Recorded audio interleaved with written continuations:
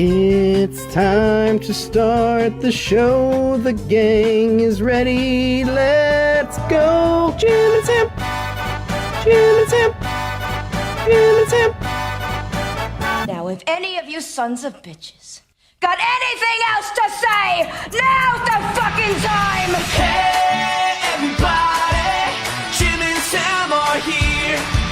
It's time to celebrate the moment. I feel it in my soul. It's written in my bones so deeply. I wanna lose control. So turn it up a little more and laugh along with me. Show is about to begin. Series 103. Yeah, so get ready. Yeah, I'm so ready. Like 1, 2, 3, 4. Hey, everybody, Jim and Sam are here. Sing it like, hey, are you ready? Jim and Sam are here. Feel it like, hey, everybody, Jim and Sam are here. So if you feel it like I do, you gotta sing it with me too. Like, hey, everybody, Jim and Sam are here. Yuck. Live from Montreal at the Just for Laughs Comedy Festival. It's Jim Norton and Sam Roberts. Wow, what staggering energy in this room. Hey, everybody! Troy didn't hype them up at all. At all. No, not really. I feel like we just interrupted a wake. Yeah, somehow this room is deader than it's been with you in it by yourself. Yeah, I was here the last couple of days, and it felt like there was a little more pep. But it looks different. They put the wall up. Hey, are we gonna leave that open now because we have no air conditioning? Are you guys uncomfortable? Yeah. Good. Yeah. Well, at least there's no vaginas in here to sweat. Well, welcome. We are live in Montreal. The whole show is here. We have a lot of great guests over the course of the next 2 days. We appreciate all you guys for showing up. I'm excited. These shows are always a lot of fun. Yeah, they are, and I'm physically very, very comfortable right now. It's nice to walk in. There was no coffee. There was no water. No. No food. I'm fucking bitching. I'm cranky. I haven't slept. It did seem like I'm they probably were gay. It seemed like they were utterly shocked that we had showed up this morning. Yeah, they're like, "What are you guys doing here?" Oh, all right. We have pretty good shows, I think. That's always a Don't start with confidence. oversell. Yeah. Well, I mean, Hot Dog was so far the highlight of what we're doing this week. Hot Dog did open for us, as is tradition here in Montreal, and the crowd has never been colder. He actually made up for the lack of AC in this room. Yeah. Did you guys enjoy Hot Dogs, sir? Because you have long sleeves on and your arms are folded. That's not the sign of a man who's enjoying himself. No, it isn't. No, it isn't. That's okay. That's on us. Better after last year. It's just as bad for Hot Dogs. Yeah, I think that, seeing Hot Dog That last microphone's year- not on. Yeah, it is. It is? Yeah. Oh, I saw Hot Dog here last year, and I think it's a year you'd get better at it. That's It's still definitely just not on. very bad. Yeah. We can just hear him. Oh, wait, you guys can't hear him? No. The audience at home hear Yeah, just I'm not a going man to repeat talking what I into said the room. for the third time. It's just, Yeah. it's over. It's over. Oh, I heard it in the mic. Could be wrong. Well, should we bring out our first guest? I mean, why not? This is going so well. We might as well bring him out Ladies and gentlemen. on the tip of this wave. Ladies and gentlemen, you know him. You love him. Somebody who's become a resident of Montreal over the past 10 days. Here he is. Let's give it up for Mateo Lane.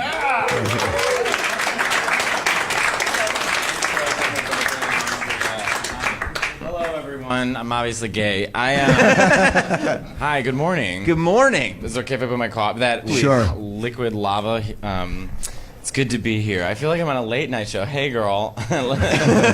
You never let me pose. You're always like waiting till I'm like. All right. Troy likes the candid thing. He does. It reminds me of how he gets pictures in the locker room. Look, homosexuals do not like anything candid.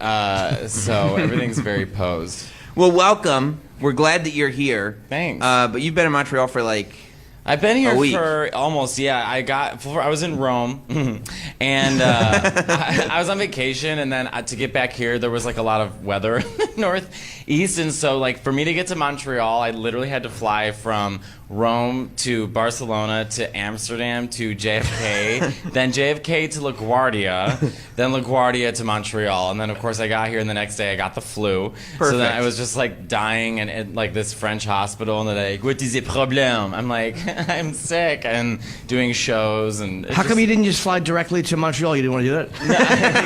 Yeah. I prefer the long. Although I did get so many points on Delta that I was like, because I'm this close to being diamond status, so that's the only like silver lining is that I'm like, I'm gonna be diamond status. Those flights suck. Those international flights suck. I mean, at least you're in first though, so it's comfortable. No, I was not in first. I was next to like a British family, and the kids were so annoying. And something about them being kids, you're already annoyed by kids on planes, but then the fact that they were British, like it made me hate the accent even worse. You know, it's like, "Mommy, I can't get over that." I'm like, just shut the fuck up. Yeah. And for some reason, their grandma was next to me, and all the kids were in front of me. So like little demon hands kept coming through the chairs. Oh my God, it's And like that's Jeffrey Epstein's nightmare. He took the Lolita Express. Yeah. But I made it. I'm here. I'm ready to. I'm clearly. This is like my house coat outfit. Like this is what I wear around the house. This is just you comfortable? Yeah, I was like, I'm going on the radio, so I might as well just fag it up. So Mateo were is you wearing- puking? Sorry, were you puking and shitting, or were you just No, like not just like feeling well? super. I did throw up once, and then I was like, maybe it's because I went to the gym too hard, and then I got I just like body aches everywhere. Oh, okay. But my voice was still, I could still have my singing voice, so I was like, I got an Airbnb, so whoever my neighbors are just listening to me sing Whitney and Mariah in bed all day. So even when you're sick, that's how you get past it? Is Yeah, you sing? I love singing. Yeah. I know, I'm really I'm the only homosexual within the 50-mile radius. That's actually... is anyone gay here? Am I the only one? Jim? No, I'm not. What is? The village is like 3 blocks down the road. What's 3.5. that? Oh, the village. No, 275 steps. You're your own grinder. No, I went to a gay bar last year here. It was a strip club, and then it got raided. The police went into the bath. Something was going on in the bathroom, and then the stripper had a tattoo in his chest that said "Never give up." I'm like, I gotta go home. This is ridiculous. By the way, Why did it get Mateo- raided? Some kind of drug thing was happening in the bathroom because a bunch of police like ran into the bathroom, and I know I made it sound like it was Stonewall. No, there was like illegal activity going on. like that required police. Yeah, Yeah, they were were big guns justified. and everything, and it was so weird because I didn't even bat an eye. I was like, Anyways, the stripper, like I just didn't care. Just seemed like a lot of people having a good time. Tiny. Everyone is having a great time. Mateo, by the way, for those at home, is wearing a tiny little tank top, short shorts, and low There's tops. a Golden Girls quote on it. What quote is it? It's from There's only one left.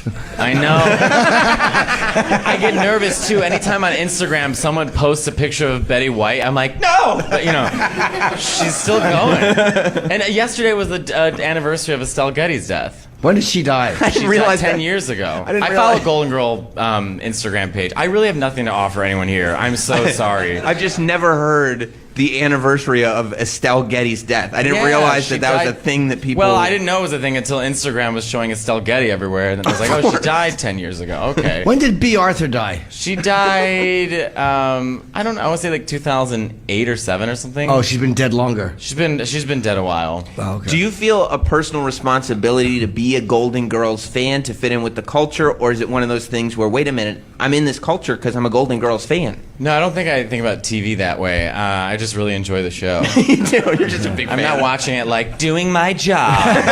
I'm watching it like this is really funny and I like it a lot. It's fucking hilarious. It's one of the most underrated shows ever. The writing in it, they were really mean to it. That was a really, really fun Yeah, show. by the way, you and Patrice were the only ones on a long episode years ago. They were talking about Golden Girls, and everyone's like, this sucks. And you and Patrice the only one to be like, no, it's a great show. Yeah, it's really funny. It's really funny. Yeah, I'm like, of course, the comics really. It is funny. They're like, people think it's just old women living with each other. They're mean to each other. Yeah. They're like, the jokes are snappy. It's all about sex. It's a great show. Yeah, right. Ruben Glanahan, I wouldn't have fucked her, but I almost would have. Yeah. Well, she had like she she was an odd beauty. Yeah. You know what I mean? But She was dirty. Her mind made her kind of sexy. Like I'm not really into like older, like you know what I mean, like women. You know, like the Golden Girls. Yeah, I'm not into that. I'm not really into the Golden Girls sexually. Like, way to go out on a limb. But you're right. The way she spoke dirty and the way she was very, of the four of them, she was so overtly sexual. Oh, she was just like humping couches. Right. I mean, she was like a cat in heat. Yeah. Yeah. You're like, there's something to this here. There's something going on. She must be a good time, right? I guess so. Yeah. I mean, as a kid, I was always attracted. Dorothy's my favorite. B. Arthur. She's more. I think she's like the most relatable. She's kind of like down and like a loser, and like, but she's mean. I don't know. She's fun. And she was Maud. I mean, come on, who doesn't love Maud? We are really this. Everyone's eyes are Why, what's wrong glazing with over. a bunch of people under 40 looking at us like, what the fuck are you idiots I know. talking about? I feel like I'm a really bad guest. You know, usually on the air I'm like whatever, and then I read Twitter and it's like, oh, they don't like this. You know, but now it's like Twitter Live, except no one's that mean really. You're right. You just see it in their eyes. You're like, oh, this is They're the like, face. just like shut up. Well, no, it's early and it's warm in here. I mean, we can't expect much. That is true. It is warming. How are you guys? Fine? Are you good? No. Yeah. No, same. what's the matter? Are you physically uncomfortable, sir? Hold on, Troy's gonna rush over there. Troy's bag is gonna be stuck to his leg by 9:30. No, it's fucking hot. It's really physically. hot. Okay. I came here on a motorcycle, and with the traffic, and now this, it's awful. Well, All wouldn't the right, motorcycle? real quick, let me just describe what he looks like. He's holding a Monster Energy drink, and his outfit is a Monster Energy drink. And I'm sitting here queening up about the Golden Girls, and then there you are in your whole outfit, and you're like, it's too cold in here, or too hot in here. I need some air. You'll be fine. You're on a motorcycle. You probably I imagine you like in that scene in the opening of Terminator 2, where you're just like at a bar ready to fight, and you're upset that there's no air conditioning. You look like every No, cousin in Canadian. Texas Chainsaw. Wouldn't the motorcycle ride have made you cooler? Yeah, but it's the fucking people cutting me off and not I see. giving a shit about motorcycles. It's kind of dangerous. Do you ride in between traffic, like at a red light? Do you just go through? It's already dangerous enough. Really? Oh, I like that. It's a safety conscious. No, not Motorcycle really. I rider. like driving Biker. fast. Yeah. Do you have a helmet? Do you wear anything else? A helmet, or do you have any like padding, or like a just roller padding. skating? What is it? Like He wears like those roller skate scarves. yeah. Make sure you're. I didn't break my ankle. No, just a helmet. Just a helmet. Velvet gloves. Okay. Are you afraid of road rash? Ooh, you know the road lingo. rash? Yeah, I sure do. Fuck it. If I'm gonna fall, the coke can save you a bit. Not much. I skinned my knee. This is true on jumping into bed the other day. Oh my God. I did. I have a little. I can't. I'll see if I can lift my pant high enough. It's a little fucking dot. I got like a rash from getting into bed, and it hurts a lot. It's a little teeny scab. You know, I used to worry that we would get the phone call one day that Jim was sick. Now I worry I get the phone call, Jim fell down. Oh no. Did you ever hear Ryan Hamilton's bit about that? About people falling down? No. I don't want to give it away. It might not be released yet, but it's very funny. It's just like getting older, like falling is such an issue. Oh, Right. it is. Yeah, You know what yeah. I mean? Yeah. My mother got hurt. She fell. She broke her arm, her shoulder. She fell in a rug in the garage. My father said with air quotes. What's the black eye about? Nothing. Yeah, right after a political discussion. After another cold dinner, she tripped and fell.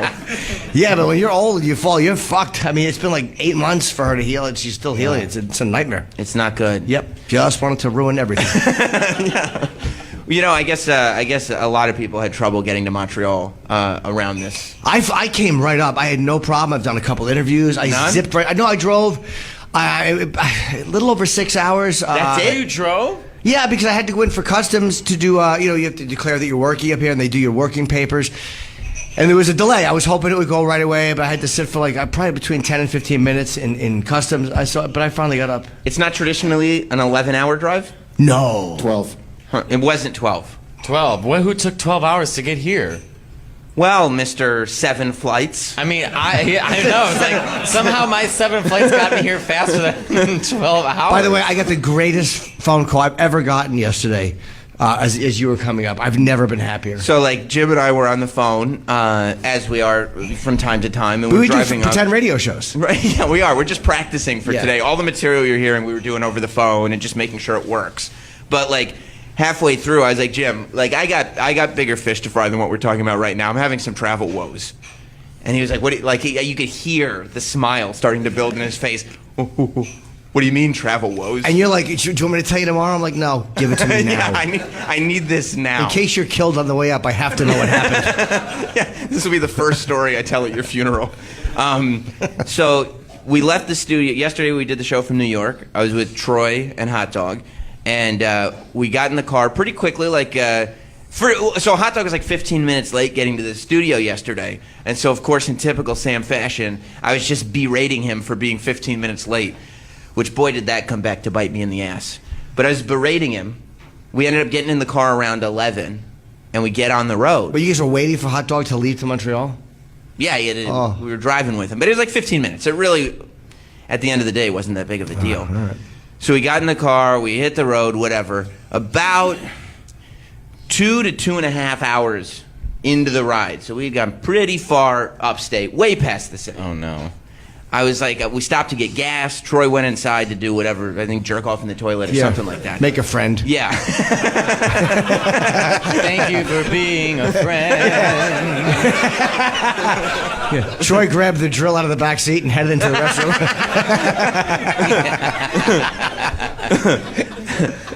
And I'm putting gas in the car, and like, whenever I'm doing anything, I kind of cycle through worst case scenarios over and over just to kind of say, what would I do if this happened? It's a What would I healthy do if that mentality. happened? Yeah, like all the time. And I go like, what would I do if I got to the border and the passport I had was wrong? And I was like, why would that happen? And then I was like, it'd be interesting to look at my passport right now. And so after 2.5 hours of driving, I took my passport out of the glove compartment and I opened it. And there was a picture of an infant. Yay! Inside the passport. And I realized what I was holding was my 2-year-old son's passport. Could you quickly draw a beard on it and shave your head? Yeah. Put an afro like halfway back on his head. Yeah. That is the worst feeling in the world, because now you've got to break the news to everybody. That's that the you're problem, asshole. right? Like, I'd be like, because I could just, if I were by myself, Fine. I could loop back. Of course. It could take me, I don't care if it takes me 20 hours. That's when I throw money at the situation. I'm like, I will buy dinner for the rest of the week. I will buy us breakfast. I will get you whatever you want. Who wants drugs? I mean, I will do whatever it takes. Right, and so I'm sitting there going like, okay, how do I break this to the guys? Like, how do I? You were probably close to Albany by that point. Pretty close, yeah. Oh. Pretty close to Albany. Albany. Yeah, our state's capital. The state capital? Of Yep, New it York. is. Albany? Yeah, it is. Yeah. Jesus Christ. Yeah. It's a real hub. So I show Hot Dog first because Troy is still making his friends inside. Yeah. And I'm like, Hot Dog, this is not my passport. And he's like, oh no. And he and I are just Googling before Troy gets back to figure out if we can get into Canada without a passport. And Hot Dog says, it says you can get in, but it's highly recommended that you bring a passport. And I'm like, yeah. And how do I get back to the States without a passport? Right. I'm like, that would probably be even more difficult. I'm like, I'm like looking through stuff. I have my driver's license, but that's it. I'm like, we gotta go back. And Troy gets back, and I tell him, and I get on the phone with my wife and explain to her what happened. And this saint of a woman loaded a toddler and an infant into her car, grabbed my passport so she could meet us. Oh my God. So that we didn't have to loop all the way back to the Bestchester. So we went like an hour and a half back. I'd say about 2 hours.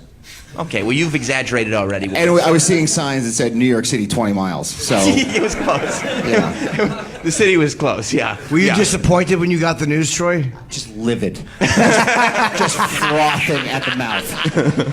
But it's also one of those situations where you're like, there's literally no point in getting angry. There's nothing What can we you can do? Yeah. And Troy's sitting there, he's like... But it's maddening. Like, Right. I'm mad at you, and I wasn't even in the car. I've never been happier. You were happy about it. I was actually calling Troy going, no, you would have been here in an hour while he's still heading back towards New York. But it was like, I didn't want to take any of it. So Troy was like, wait, so we have to go back an hour and a half? And I'm like, maybe more, Troy, maybe more. Like, you just don't. What are you talking about it for? And we had to loop back. And unfortunately, right before this, we had stopped to get lunch, and Hot Dog said that he likes to do edibles. And so Troy was like, well, would you want to just do like half an edible and just have fun on the car trip? And Hot Dog goes like this, yeah, I do edibles. Yeah, I want to do half an edible. And we were like, yeah, okay, that's fine. Like, it'd probably be funny. He'll say some funny shit. Should have done one this morning.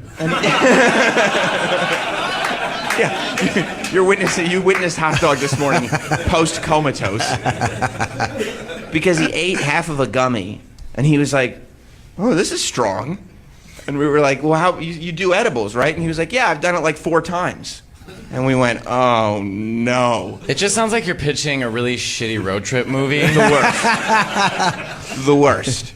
There's a black guy, a white guy, and one we're not sure. One forgot the passport, and the other did an edible. They're in Albany. Get it?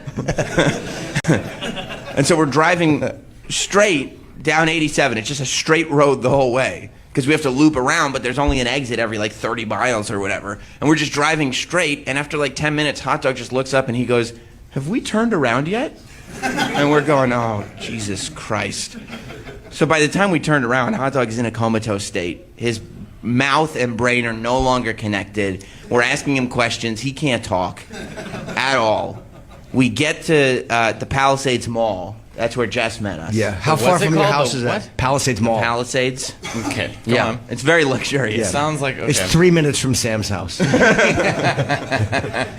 Yeah, she had to come up about 40 minutes, but all told, we would have had to do double whatever we had to do. Not if it was my wife. I would have said, "Meet me at the border."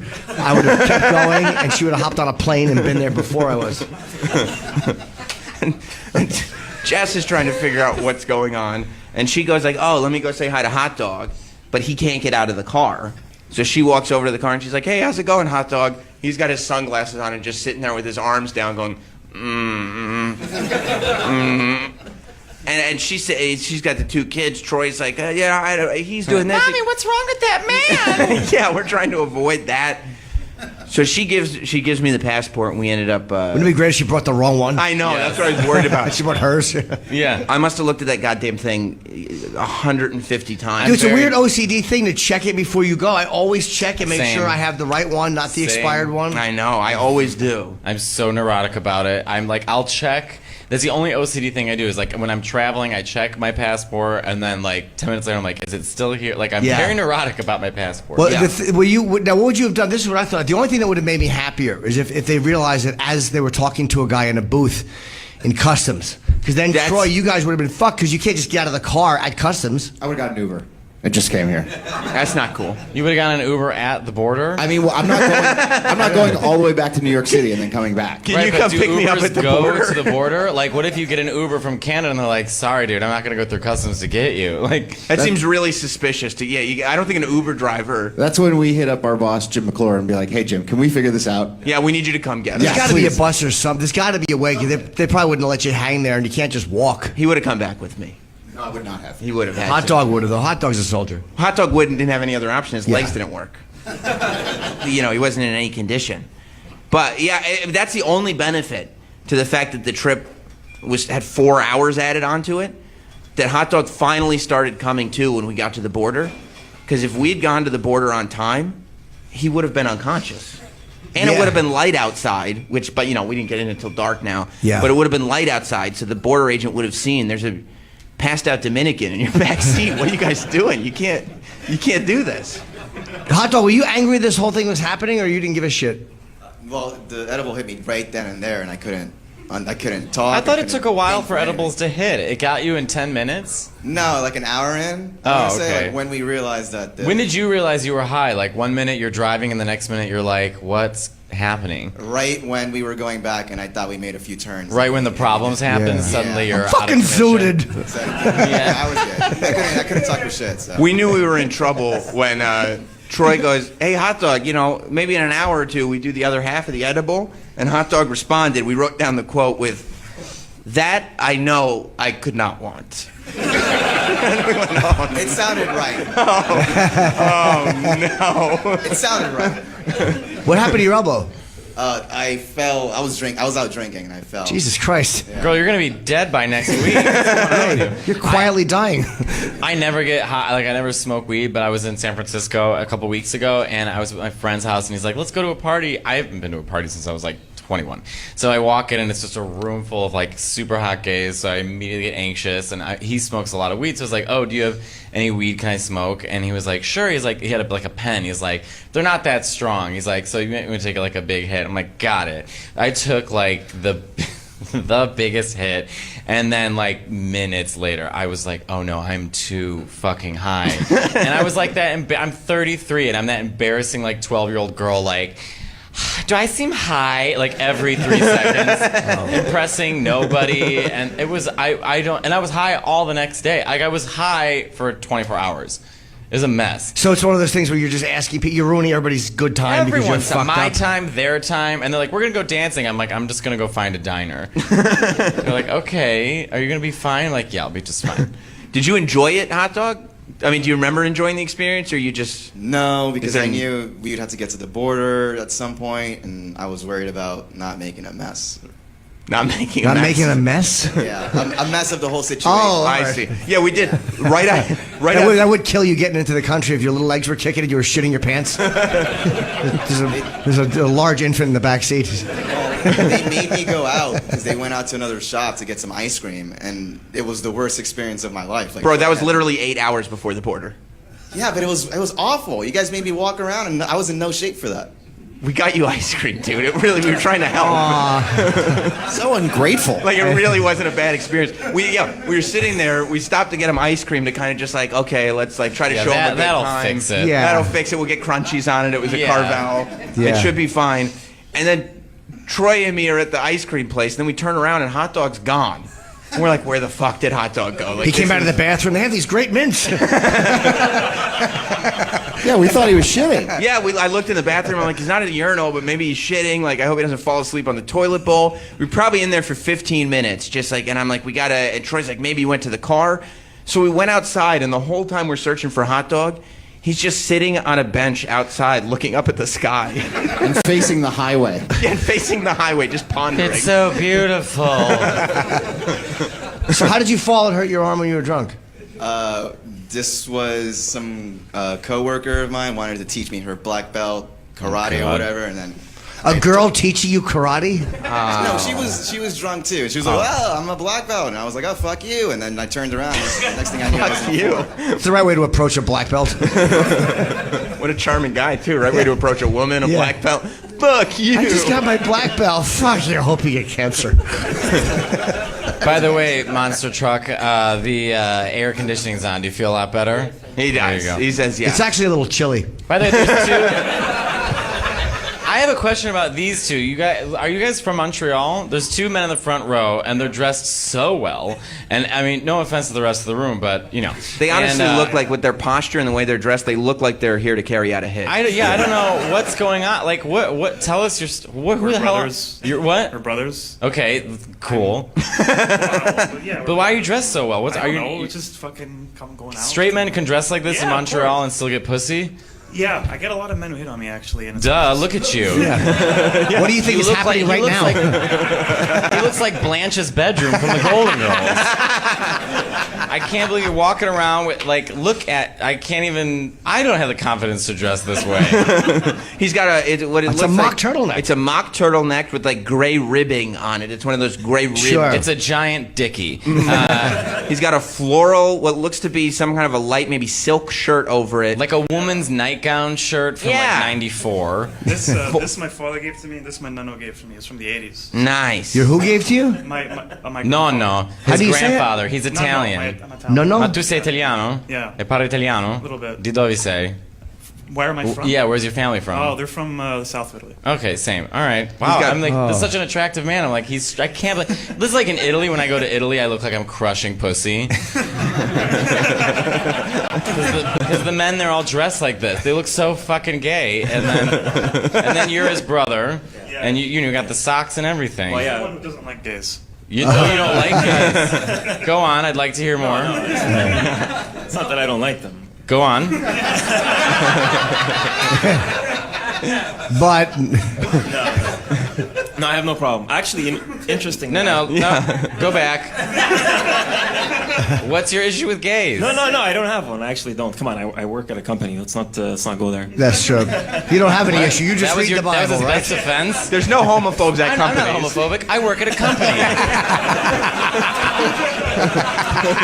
That's not even a defense. He's worried about losing his job if he says anything. Yeah. Okay, well, I don't care about you losing your job. If anything, I'm for it.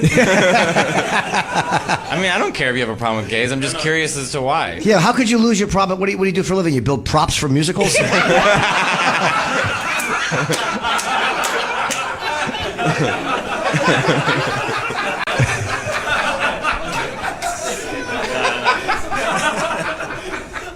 No, seriously, my brother's just fucking with me. We do this all the time. He always bugs me about that shit. These guys, huh? Yeah. So what were you gonna say?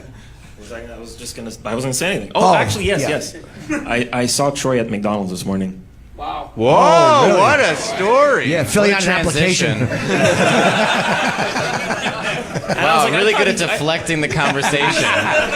Being accused of hating gays, like, I saw Troy at McDonald's this morning. Be like, well, it's, you know when you see people go and Judge Judy, you're like, how could they act so stupid? And then you're like, well, this is how. You're under like the smallest amount of pressure and you lose the ability to speak or think clearly. And he could have gotten out of it too, because he was like, oh, you know, I wasn't going to say, oh, wait, I remembered. I saw Troy. Did you speak to him? No, but I did take a picture of him. You took a photo of him? Yeah, secretly. That's really weird, man. Oh, you just snapped a quick selfie? People don't like that. Yeah. Yeah. He goes, yeah. You ever notice that when you watch Judge Judy, you ever notice how people start talking in ways they don't usually talk? Like these like hillbillies are suddenly trying to use like smart words, like Your Honor, the approximation of the time that I did see him whereabouts coming in. That was not the vernacular that was used, Your Honor. Like, well, you don't talk that way, so don't try. What are you going to impress Judge Judy? Shut up. She's the highest paid person on television. Yeah, isn't she? she got some weird busted ponytail. I don't know what's going on with her hair. Like, girl, you're in your early hundreds. Stop trying. Don't change anything. Stick with the haircut. I love that her dumb husband couldn't get a show off the ground. They gave him the People's Court. And didn't he fuck it up? He fucked it up. Nobody cared. Judge, because he was. Her husband's a judge too. Well, they said, you've heard of Judge Judy. Judge Jerry is taking over the People's Court. Get home and eat the millionaire's pussy. That's what you do. It's for real. I mean, if your wife is Judge Judy, you've got it made. That's it. Just enjoy it. Yeah. Just enjoy it. We were speaking of, when we got to the border, we were worried it wasn't going to go well, because speaking of people not speaking the way that they're supposed to. Bonjour. We wanted to see, Hot Dog seemed like he was getting back to a place where he could communicate, because he had been in a coma for 7 hours. So we go, okay, let's, run some drills. We're literally waiting by the gate for the car in front of us, and I go, all right, Hot Dog, what brings you to Canada? And he goes,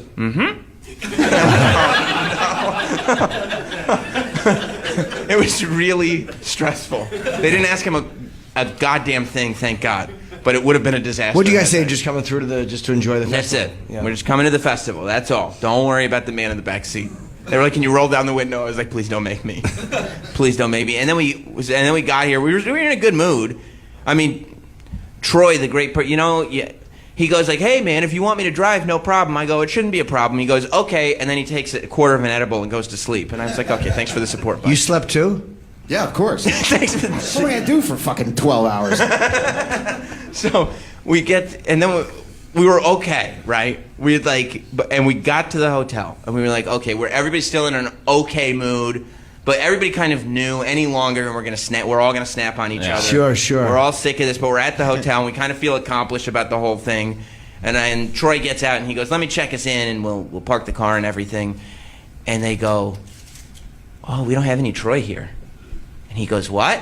They go, "No, we don't have your name on our registry."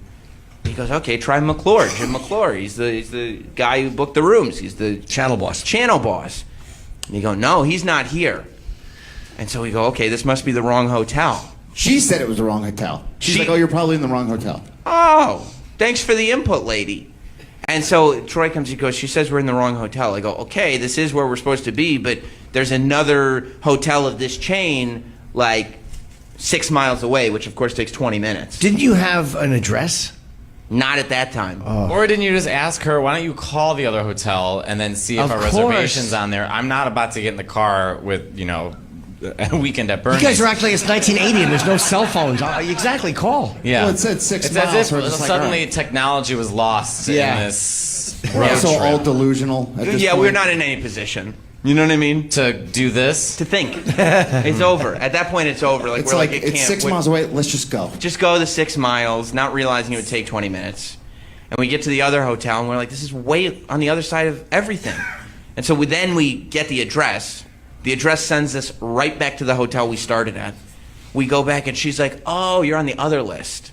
No, Jim sent me a confirmation number. Oh. And I went and I said, here's the confirmation number. I'm supposed to be here. And she looked it up. She's like, oh, yeah, you're here. I went in to try to make sure that everything was cool so that Troy didn't choke this woman to death. And all I wanted to do was choke the woman to death. It was a bad scene. If that woman sent me, that you'd be reading this morning about a hotel that burned down. Yeah, that last 45 minutes really did us in. As soon as we got out of the car, we separated ways. All right, good night, goodbye, goodbye. You guys didn't go up to the room and hang for a little No. bit? Oh, okay. No. I had to go and walk around for an hour and blow off steam. I don't know what anybody else did. Yeah, I was Took just, more edibles. I was touching base with Troy, and at one point, it was like 9:30. When Troy's, I'm like, where are you? I was like hoping they were stuck in Albany. And he's like, we just crossed into the border. I'm like, all right, fuck. And then like maybe 8:30, but it was almost an hour and 20 minutes later, you're like, we're still not in the hotel. That's right. They're sending us to the wrong place. Because we made good time, all things considered, based on Yeah, where you we did started. better time than I was hoping. And then this fucking lady at the hotel sends us on a road trip around this beautiful city of yours. Well, let's not say things we can't take back. No, I love Montreal, but I always joke. I'm like, Americans are like, it's France. It's like going to France. I'm like, it's not France. It's Cleveland, and they speak French. But, you know, who do you think it's more shit? Like a hotel receptionist or someone at the TSA? I think probably the TSA. Yeah, 'cause TSA. You think so? At least at the hotel, eventually you get a room and you can just relax. Right. The TSA isn't leading to. They're just leading to more unpleasantries. Yeah. There's no hatred of employees at a hotel. Like you don't have the same anger you would do at somebody at TSA. Right. Especially because the hotel will be like, okay, well, there's a manager.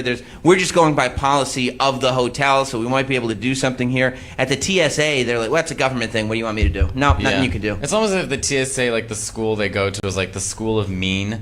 You know what I mean? Like it's the same school that Dunkin' Donuts employees go to. Like they learn how to whittle you down to the nubbins within like a single look.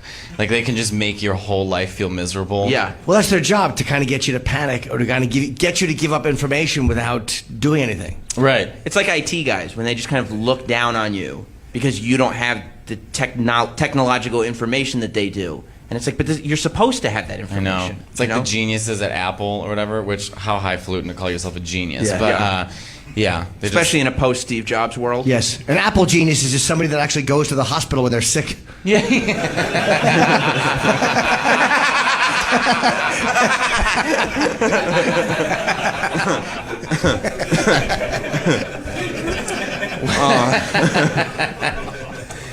So you're here though. You're here for like 18 days total, right? No, for like 12 days. Oh, okay. Last year I was in the ethnic show, which is so funny that Italians are like we're ethnic for some reason, you know. So I was there for like 3 weeks, longer than 3 weeks. It was so funny because like the ethnic show, like they were like, we're trying to find a new Sebastian Maniscalco. I was like, why are you calling me? I was like, I'm Italian and I speak it, but like I have like one joke about Italy and the rest is all about dick. So it's really disappointing because you walk out and all like the Montrealians are really excited for the Italians. So like I walk out, I'm like, buongiorno tutti, and they all scream, and then I'm like, I'm gay, and you can hear them like, They're just like waiting for the Jewish guy to come out. They're like, well, it's second closest, so we'll wait for his act. So how many shows have you done? 1, 2, 3, 4, 5. I've done like 6 shows so already. Far. Yeah, and then once it starts, maybe 7. Once it starts today, it's gonna be like 2 a night. Oh wow! It's gonna be a bunch of shows, and I'm doing a gala. I have no idea. I think I'm gonna talk about cats. We're doing this TV gala, and every comic's like, got it, and then none of us are prepared. So I'm like scrambling to think of a joke I want to talk about. I'm like, I think I'll just talk about cats. Well, I hate to go out on a limb, but are you a fan of musical theater? I'm actually not. Oh, I've okay. only seen 2 musicals my whole life. One of them was Don't they Cats. suck, musicals? They're horrible. They fucking Come on. stink. Well, I don't understand the way that the musicals, the way they sing bothers me so much. And I sing, but like they always cut themselves off and talk during their singing. singing and they're so nasally. So like a musical today is like, well, I'm going to the store. I'm like, no one's embarrassed about this. Right. You know, and Cats, I went and saw, first of all, I saw Cats. I didn't mean to go, but they tweeted at me. They're like, Mateo, come see Cats. It'll be a perfect night. Perfect night. Oh, that's fun. I know. That's cute. That would have got me. And you know what's humiliating is to respond to them. I had to click follow on Cats. And then they were like, it's gay night at Cats. We want you to come. And I was like, every night is gay night at Cats. I was about to say. It was horrible. You know, like they're adult and cat outfits. They look like they all have Hep C. I mean, no one looks like they're cats. And just there's no. Have you seen Cats before? I've seen it. There's no story. I've seen it twice. 20 minutes go by and they're still singing about what kind of cat they are. I'm like, get to the. I mix it with Rent and give them feline AIDS. Like, there's no. What is this story? You aren't interested in meeting magical Mr. Mistopheles? No, I'm like, I've seen so many drag shows that these cats had nothing. So have I in my house. It's just this, and now the movie's coming out, and that like everyone, like the joke now is that it all looks like Snapchat filters, like that's what the cats look. You mean the digital fur technology? Yeah. I haven't seen the trailer. You keep telling me how It really, I would love to hear your opinion on the. Look at this group. No one besides maybe you. No one has seen Cats the musical. I wish we had a screen hooked up. I hear it really stinks. The trailer. Yeah, it looks horrible. Has anybody seen the trailer for Cats? Yeah. Yeah. He's like, well, when I get off my hog, I gotta check out the Cats trailer. See how bad it was. It's horrible. The motorcycle man saw the Are trailer. you from for Cats. Montreal? Yes. You know what's so funny is when you go to Montreal, you'll see people that look like this, and you're expecting like a you motherfucker, but then they're like bonjour, and you're like, oh. Do you speak French, sir? Yes. You do. Yeah. My French is so busted. I use Italian and put a French accent on it and really hope it works. Are they similar? Yeah, they're very, very similar. They're both Romance languages, yes? Yes. Okay, all right. And it's very, like, you speak French too? My non-gay gay friend? Yeah. But also Italian. But your family probably speaks dialect, right? Like Southern dialect? Yeah, we don't really speak it in the house though. So. Where specifically is your family from in Italy? Naples. Oh, and this was my grandma's from Naples. Yeah, so they don't even speak Italian. They speak like another language. So what made you go and check out the Cats trailer, sir? Well, it was passing. And it looked shitty from the little YouTube deal, the thumbnail. So the thumbnail. Sorry. Yeah. And I regretted it almost instantly. It really is amazing when you watch something that is like it's been built up, right? It's the guy who directed the Les Mis movie. Ugh. Well, then there's your mistake number one. You didn't like the Les Mis movie? Russell Crowe sounded like beef jerky. I mean, it was. Can you imagine, stars in their multitude? It sounded like a drunk Irishman trying, like on a wake, getting like singers like, oh, Danny boy, like can't sing. Yeah, no, I mean, Hanson Rob and I, on a pretty consistent basis, make fun of Russell Crowe in Les Mis. Yeah, it's a terrible. But that's movie. what I kind of felt like the director took whatever little defect in his brain it was, the piece of his brain that said, it would be good. Russell Crowe, and he took that piece of his brain and let it flood his entire brain. But then and with said, the studio gave him $120 million to make the goddamn movie. I'm like, I can't get one TV show made, but Cats is getting made again. Yeah. And whenever you see a shitty trailer like that, and then in a movie you see the credits go up, there's thousands of names. I'm like, not one of these people decided to put their hand up and say, guys, can we rethink this? Well, that's what I mean. It's like one of those things, like, it's one of the most famous musicals ever. I think it was the longest running musical of all time. It was at the Winter Garden Theater. They said now and forever. Right. I used to see that dumb fucking sign every time I went to Caroline's on Broadway. I hated it. But they're like making this movie. It's got all this hype. There's this buzz. It's like this is the next big musical thing for Christmas. And nobody in the process stops and goes, wait, this is the trailer? Like, this is going to be a disaster. And it comes out and universally, it goes viral. Like, remember we hated so bad. Remember we hated Sonic the Hedgehog? Yeah, they didn't change the movie. But they fixed it. But take 50 of the old Sonics that we hated and put them in a musical, and that's what this is. Yeah. Well, no one at that point can do anything unless someone, a high producer, an executive producer goes, look, this stinks, we got to fix it. But like people who look at the trailer, once it's at that point, and it's like shit. They're like, oh, this is what it is. You can't just go to the director and go, I think that sucks. I mean, you just gotta hope the money's already been spent. Yeah. Yeah. Yeah. I mean, it's a total I know. I've been in a few clunkers. Have you? Yeah. And it's like there's no stopping this train. Yeah, and it's my fault. Jim, have you ever seen a musical before? No, I mean, a Book of Mormon I saw 3 times. That's I love. different though. That It's like doesn't count. Starbucks. It's funny, yeah. It's South Park, and it's like it's hilarious. Most of them, no, I have no desire to. I hate them. They That's- just drive me crazy. Feels like you're operating from a position of bias. Not at all. I just don't like them. I think they're stupid. I would love to be in one. I don't like watching them, but I would love to be in Okay, one. just a minute ago you were like, isn't anybody embarrassed to sing like you're in a musical? And you're There's like, what if nothing- anybody's casting? I do a Barbara Streisand show. There's nothing more embarrassing than that, but I love it. So you've only seen 2 musicals? you Yeah, said. so I also saw Cher. I saw That was, oh my. Cher. I went with Val because we knew it was going to be bad. And so we went to see Cher. Was she in it or who's in it? No, it's like the Stephanie J. Block. There's 3 Chers. There's like past Cher, medium past Cher, and present Cher. Do they have somebody actually playing a tree that yells at Sonny, careful?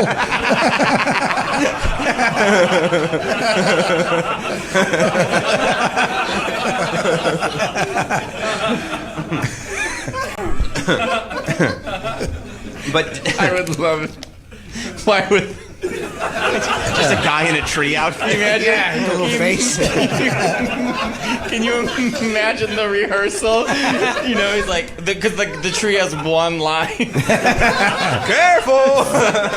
The director's like, and action. And he's like, careful, stop! I'm not feeling a tree. You know, it's so funny. The Cher musical is as if Waiting for Guffman was Cher. I mean, that's it's awesome. so bad. It's bad. It's bad. It's bad. It's Do really they bad. sing like Cher? Yeah, they all have the Cher voice, and all the Chers interact, which makes her look like she's just like got multiple personality disorder. Oh no. It was so bad, but the woman behind us must have been like from the middle of Ohio, like she was really into it. Because at one point, I mean, they're just speeding through Cher's life. Instead of focusing on one moment in Cher's life, they just did her whole life, and Cher's had a long life. So, you know, at this one scene, Sonny was yelling at Cher, and he's like, Cher, if you leave me, America will hate you forever. And the woman behind me, no joke, goes, I was like, come on. That's a weird thing. Like, people are legitimately obsessed with Cher. Well, I love Cher. Cher herself, I love, but not enough to get lost in the music. Well, I don't think she. Well, the music.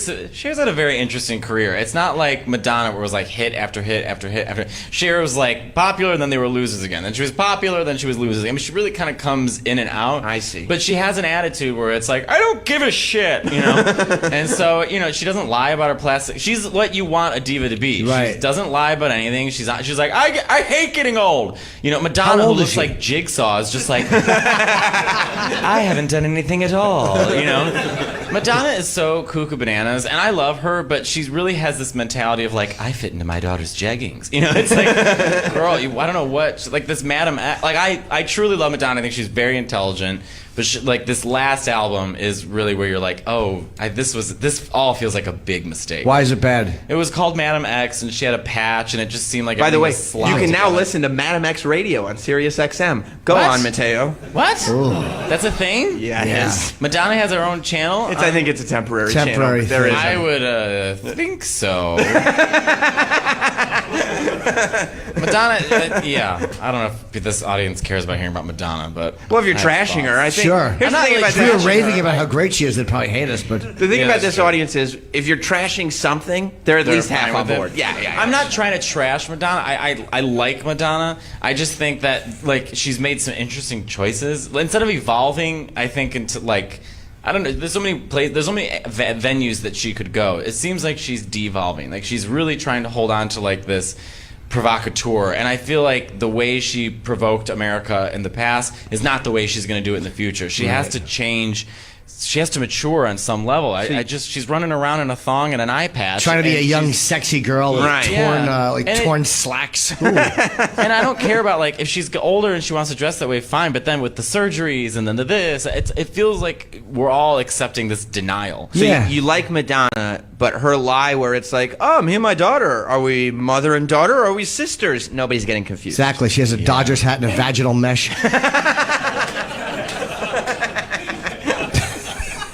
I see. That really does clarify everything. Exactly. You had to touch old bag. I like Jim's take on everything. Like, I just want to go down the divas and see what you think of all of them. I respect. I like a share. I respect as a kid. 'Cause I mean, I'm older, so I remember the show as a kid. I had such a crush. The irony. I had such a crush on Chastity Bono. No, there's no irony in that. I feel like that makes perfect sense. Oh yeah, I guess so. I yeah, think it you're does. attracted to like the energy of an like other. You know what I mean? You know, he wasn't, you know, like even like being gay, like, right? Like as a kid, you could just tell I was like another type of energy. I wasn't like the rest of the kids. It was just another. It was like the other, you know. And then as I got older, I realized I was gay, and I was like, oh, this is where I belong. But maybe you were just there was something about the energy he gave off as a kid where you were like, I don't know, you were not attracted. You couldn't to it, but drawn sense to it. I just remember just being really cute. I mean, everyone loved Chastity Bono in the 70s. Stop trying to justify. No, but Well, he was cute. He was a cute kid. He came out, you know, he was dressed up in the clothes and stuff like that. But Hey, what do you think? We were talking about this yesterday. What do you think of Mayor de Blasio and Elizabeth Warren now that they're running for president, adding their pronouns into their Twitter profiles? that's good stuff. I approve. Bill de Blasio's Twitter profile says he, him, his, and Elizabeth Warren says she, hers, whatever. I feel like they're just trying to be, you know, I think they're trying to show that they're evolving with the culture and that the culture is moving a certain way and that they're trying to show that they're progressive. But it, you know, when it comes from a politician, nothing feels genuine. Right. I mean, it doesn't matter what they do. They could tell you their favorite meal. I still wouldn't believe them. Absolutely. You know, it just nothing seems genuine from politicians. Well, So- Elizabeth Warren doesn't seem particularly genuine either. Hers. I think quite, you know, the problem with Elizabeth Warren, I like Elizabeth Warren. I think she's smart and she knows what she's talking about, but I think people, unfortunately, are like turned off by, you know, you hear the stupidest things like, I don't like her voice. I'm like, I cannot believe we're determining the president over someone's voice. I don't like her hair. I know that sounds shallow. She looks like her name should be Peg. Peg Warren. She does look like a peg. A peg or like yeah, peg. Maybe like a Tammy almost. Yeah, Right. It's like a bob haircut of the noise. I don't like the whole Native American thing. It was like, you fucking Yeah, but I mean, cornball. if that's the worst she's done, That's true. That's like we're literally we're drawing at straws here. It's like, you know, Trump's running around raping everyone in the world, and Elizabeth Warren was like, you know, said she was Native American. We're like, she can't be president. Yeah. It's like, all right, we have got to calm down. Yeah, I don't know why I find it irritating. I just find her annoying. But you know, who Well, knows? I think when, like, you know, we can all like know, we all know politicians are full of shit. Hey. But when I know, whoa, edgy stance, huh? But when it's that in your face, where it's like she said she was Native American and she isn't, that's not a bigger concept. That's something we can all tangibly go, okay, you said you were that and you're not. We can all jump on. And then what? That, Then she and was it's like, all of our okay, fears. sorry, I made a mistake. Now what? a politician is okay if they make you go what, but it's bad if they make you go. Ugh. Yeah. There's a weird thing, There like it Mike is. Dukakis in that fucking tank photo Yeah. made you go, oh. What was it? Howard Dean? Was that him? Oh, yeah. Moment. He sounded like Banshee in the X-Men, like. It makes you like, oh, yeah. Like a little, it's not an overtly offensive thing. It's something that hits that little douche part of you where you're like, oh, I can't look at Because him. everyone wants to feel, you know, we're all in middle school still. We've never left it. We all still collect, you know, we're all hate nerds in some aspect. Of like, ew, he did something not cool, can't be associated. Like, grow up. We also want to believe that politicians are somehow better than us or more suitable for the job than us. Well, I think they got away with that lie for years. Right. And now with like the amount of exposure, people are like, oh, they're just a bunch of idiots. Right. Although I do think that having those moments, that Dukakis moment, that Howard Dean moment, because of like Trump's presidency, you need 100 of them before you can really get canceled out. We don't want a politician doing something that we would humiliate ourselves. Like Trump saying I would grab a pussy. Every guy's like, oh yeah, I can see myself doing that. But like, you know, oh, I'd like to put the hat on and sit in the tank. It's like, yeah, I could see myself doing that too. And it's humiliating. If you see them doing something that would humiliate you, like if I won a primary, I'd probably be like, you're gonna go! Shut up, fucking asshole. Like I would do those things. Yeah. Like no semblance of you've been there before. None. Yeah. I think a politician's job. I mean, it's a weird. I can't imagine getting into that line of work, and it just seems so soulless. Yeah, Soulless. soulless in a weird way. I mean, some people, I don't know. There's some politicians I guess I like, but it just at this point I've just turned off my TV. Do you guys hate them as much here as we do? Yes. You do, right? But your president or your prime minister is hot as fuck. Yeah. He's so hot. What do you guys think? What do you think, Italian brothers? Yeah, you guys think that Trudeau is a hottie? Yeah, there you go. You like Trudeau. He's too good looking and tall. He's stupid looking and tall? No, too good looking and tall. Oh, too good looking and tall. Is yeah, he I wish tall? I could say the same about our president. You don't think he's a good looking guy? I think he's one of the ugliest people I've ever seen in my entire life. He's got a good body, though. Yeah, if a fist is a good body, then good for you. It's a good seat. Yeah.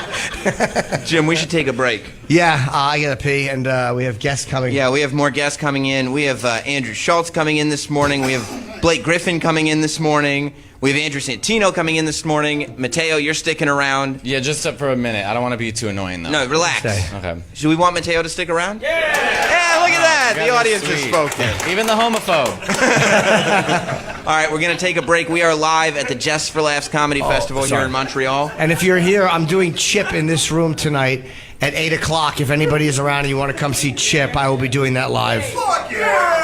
Okay, that's it. Where are you guys going? Oh, getting online already, huh, boys? All right, we'll be right back. Okay. We'll be right back. Stay tuned. More Jim Norton. We're live here day one at the Montreal Just for Laughs Comedy Festival. We'll be here today and tomorrow. So if any of you guys want to come back tomorrow, if there's anybody in Montreal now that's coming in tomorrow that wants to stop by tomorrow morning, we'll be doing this all over again then. Mateo Lane is here with us. How great has Mateo been, huh? Hello. And how about a round of applause for the hosts for really picking up the energy in this shithole? It's on our backs, Jim. What's that? It's on our backs. It's our jobs, but Yeah. still. Well, we got a couple more guests. You want to introduce them? Yeah, let's bring out Blake Griffin is here and Andrew Schultz. Let's bring those two guys out. Andrew Santino. Isn't Andrew Schultz walked in too? Is Andrew Schultz Santino here? is here as well. Yes, bring I all didn't three see of them Schultz out. walk in. Yeah, I saw both Schultz. here. All three of them just come out together. Oh, where's that fashion song? Fashion, fashion, fashion. Who is it now? Andrew Santino as well. Andrew Schultz. Hi, Andrew. Blake How are Griffin you? is here. Blake is the taller of the pair. Yeah. Just in case there's any confusion. Hi, everybody. Nice morning voice. Yeah. You sound like Lindsay Lohan. It's weird being in front of an audience in the morning, isn't it? Yeah, I couldn't believe that people were going to be I shouldn't say that to start out, but I didn't even understand what was going on. I didn't know if this was like a conference or something, but Yeah, well, it's a panel. It's a panel discussion. so are we going live on Sirius as well? This is our morning live show. right Oh, yeah. Whoa, what's up, guys? Yeah, this is the show that we do in the morning. I, Jim you, and guys, Sam? you know you're my favorite. I know. And I have a show with a radio guy. Right, and still. And you guys are my favorite still.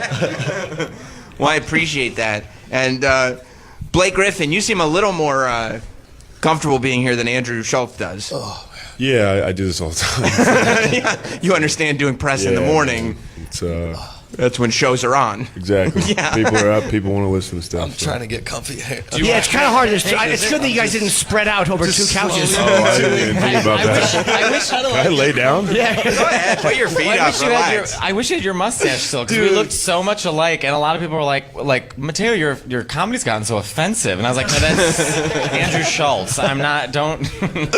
Dude, I had a horrible, Mateo Lane mustache that I was trying to make work for that. It was really bad.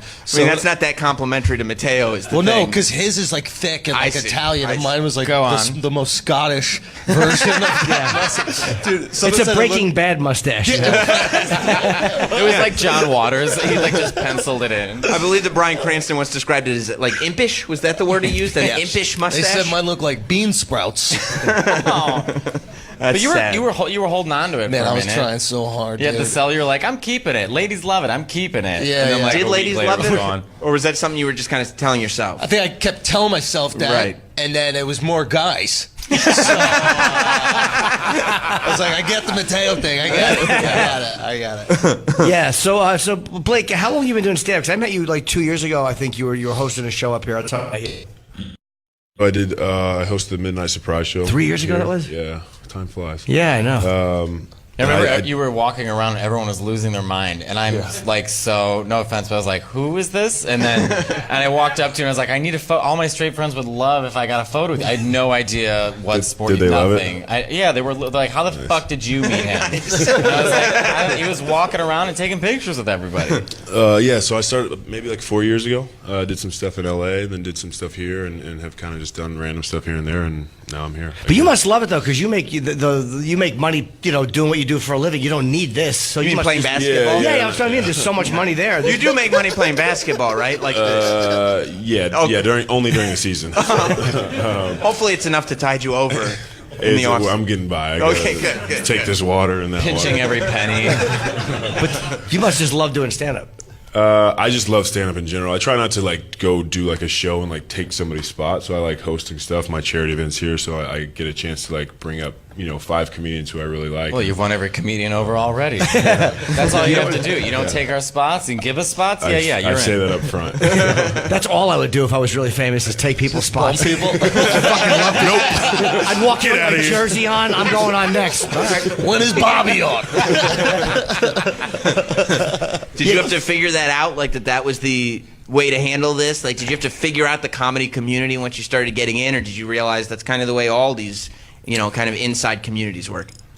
I mean, I would hate for a comedian to come take somebody's spot on my team. So right. Yeah, just wait. I'll show up next week. I just kind of like that was kind of my approach from the beginning. I didn't really have to like get into that after I got into like a fight with a comedian, So that's just how it's been since the beginning. I had a nightmare last night. It's funny you say that. I had a dream last night that a girl came to see me at the Comedy Cellar. That's it. No. And Chappelle bumped me. That was just my dream, that I was trying to like be, that I was doing something and Dave Chappelle came in and bumped me, and it was humiliating. Dude, when I that's me. Life is pretty good if that's your worst nightmare. Fucking Chappelle went on first. when I like auditioned for the Cellar the first time, I got bumped by Chappelle on Friday, and then Rock on Saturday. So did you not get to audition? I did like maybe the following week, but like I don't remember if you guys remember when you auditioned, but it was the most nerve-wracking week of my life. And finally Friday comes around, I'm like, all right, fuck it, I'm ready to go. And then Chappelle comes in, you're like, all right, I mean that's a pretty cool thing. I get to watch Chappelle, I'll do it tomorrow. Then Rock comes in, and it was like, Jesus. 2 weeks of sustained nerves. Did you complain to the management? I went right to Esty. Good. Yeah, I told her how I felt. I would like my 5 minutes. I had a scheduled time on stage.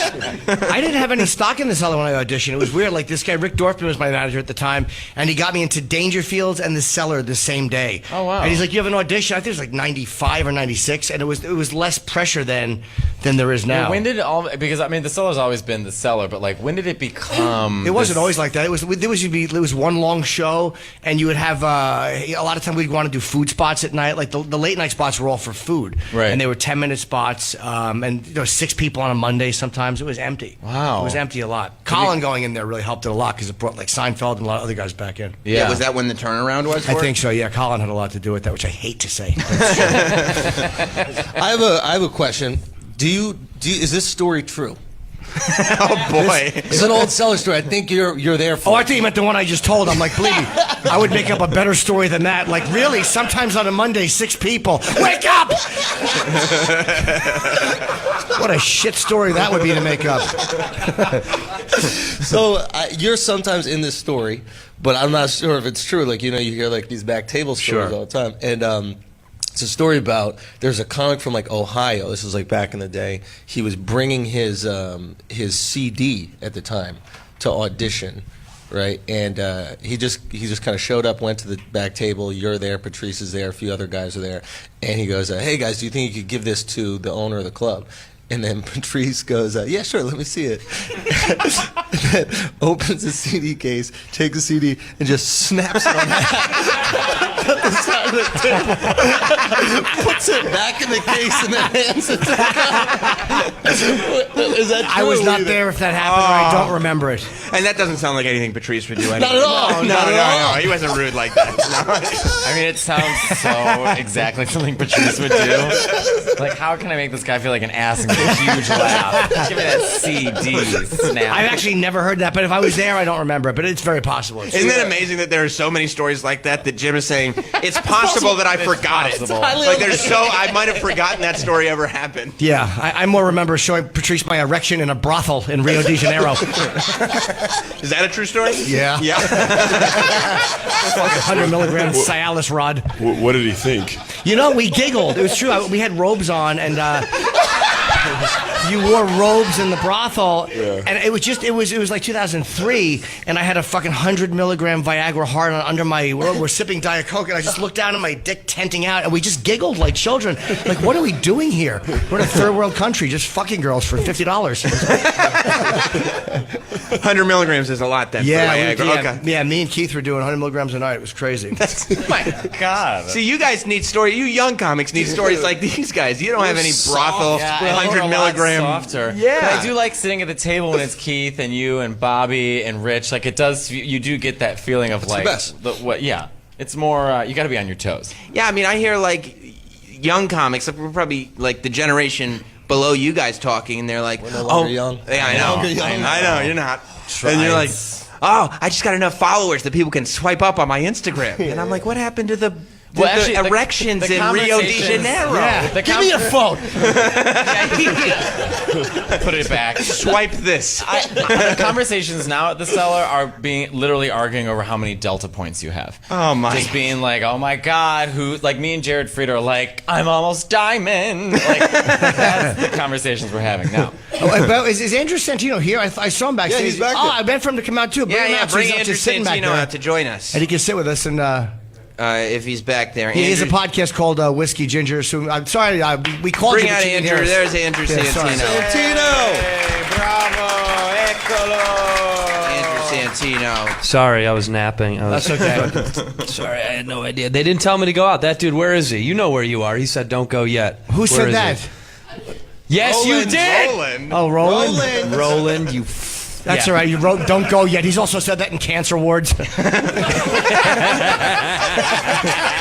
very dramatic.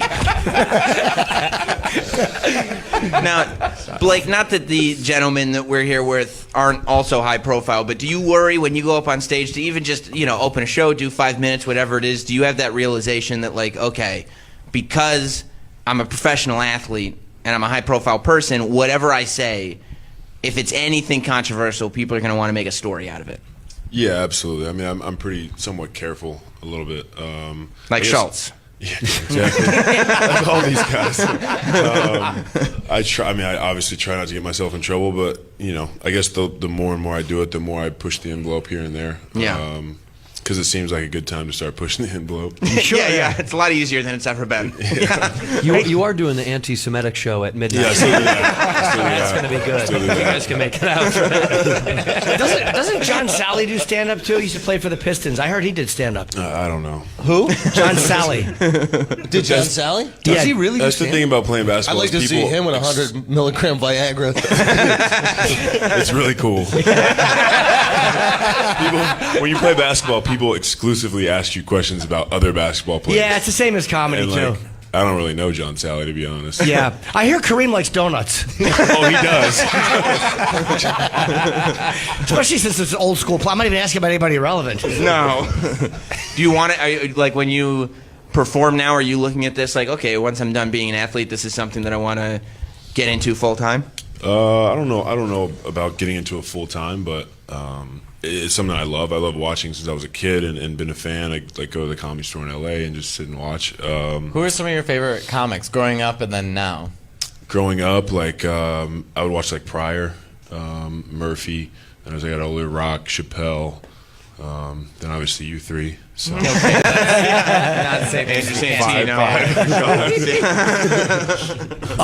Have you bombed yet? Like, I mean, really bombed? Yeah, like real though. No, not like real. I haven't done enough. I skipped the step of like having to go up and like make a name for myself in a way. Just because every time I do it, I feel like most people.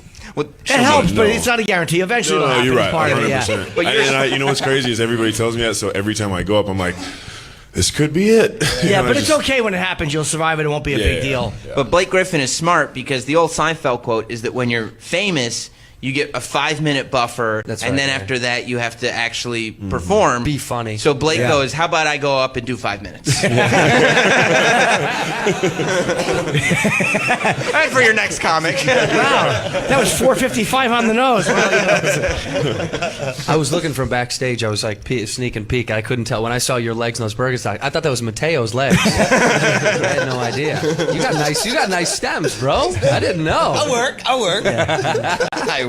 Yeah, Work. notoriously long toes. Fucking should be opening a door with those. The Velociraptor. Yeah, what size shoe do you wear? Stop it. Are you kidding me? This guy has fucking skis on his feet over here. What are you, Blake? What are you? Blake got me, 16. 16. Size 16. I'm 9. I'm a small Italian man. Yeah. I'm tall for Italy. So what is your podcast? I was watching some of it, and what you just interview people, or is there? Yeah, we usually have a drink, but now everybody's fucking sober, so Right. it's crazy. Like it started with me having a drink with friends and talking shit, and then so many people came on. Like Bobby Lee comes on all the time, and Bobby's sober, and now more and more people. Like I'm doing it here. Black Thought is coming on, and Black Thought is like Who's Black Thought? from the Roots. Oh, okay. Yeah, and he's sober too. So I was like, fuck, I'm gonna be the only motherfucker drinking on It's this. nice that Bobby Lee has gotten sober and so level-headed. Yeah, you know what I calm mean? down. I think he's allowed to show his penis once a week now. Every day. Yeah. There's that old like people, you know the He micro showed penis? the audience his pubes last night. It was so funny. Did he? That's just one. That's 1,200 people, and they didn't like a joke, and he goes, "Pube tip" or something like that. It's like, what? There was a woman at the Comedy Store. This is true. There was a woman at the Comedy Store that was complaining that he was like taking his pants off on stage. But no shit, she was like, "Well, I didn't really see his penis, so I'm not gonna like file a formal complaint because he does notoriously have a small penis. Like, it hides behind his pubes. So when he shows it, sometimes you don't know if it's Wait, out how much or pubes does he have, or how small is his penis? it's a duality there. A lot and a little. It's turned into an optical illusion at this point. It's a magic eye. If you get close enough, you back up. Yeah. So you kind of cross your eyes and uncross. Yeah. You ever see how a That's how you start sunflower by getting face a little looks surrounded by the little? It's like that little baby in the sun on the Yes. Teletubbies. Yeah. Little tiny penis. But that's another thing too. Comics now. I mean, talking about like back in the day, everyone. I feel like so many people are sober now. You talk, Yeah. you sit at the table at the cellar, and everybody's just like, "Oh no, I'm only water, like or only coffee." It's a new or wave. I'm not I might be drinking." the only guy that still drink. I don't know. Do you drink? Do you drink? I like literally make once every 4 months. God, that I makes me just so don't like mad. drinking. No one does it anymore. Yeah. Do you drink, Schultz? Yeah, more so now that everybody's sober. Just have to push back. I love that Andrew's like, disgusted with the by way everyone's going, I'm walking the other way. Do you like I some do drinks? drink a little, yeah. Yeah, I drink. You do. I knew I liked you so much. Yeah, people are so sober now in the game. It's really kind of weird. Like your generation of guys got sober. Yeah. And then But you guys needed it. I started sober though. Yeah. I was sober young, and it's like thank God because social media. I think that sobers a lot of people up too, and they're like, "Fuck, man." There's Twitter, there's Instagram, Yeah. there's all these places to go and ruin your career with one line that you didn't have before. You know, when I started, you couldn't go out and fuck your career up with one line from home. Yeah, but that's because you were also an unemotional, attention-seeking Yes, drunk. I was. I was a little emo lesbian. Yes, I was. It's crazy that all comics are becoming sober and all athletes are alcoholics. Should be the other way around. Should have been a fucking athlete. Still can.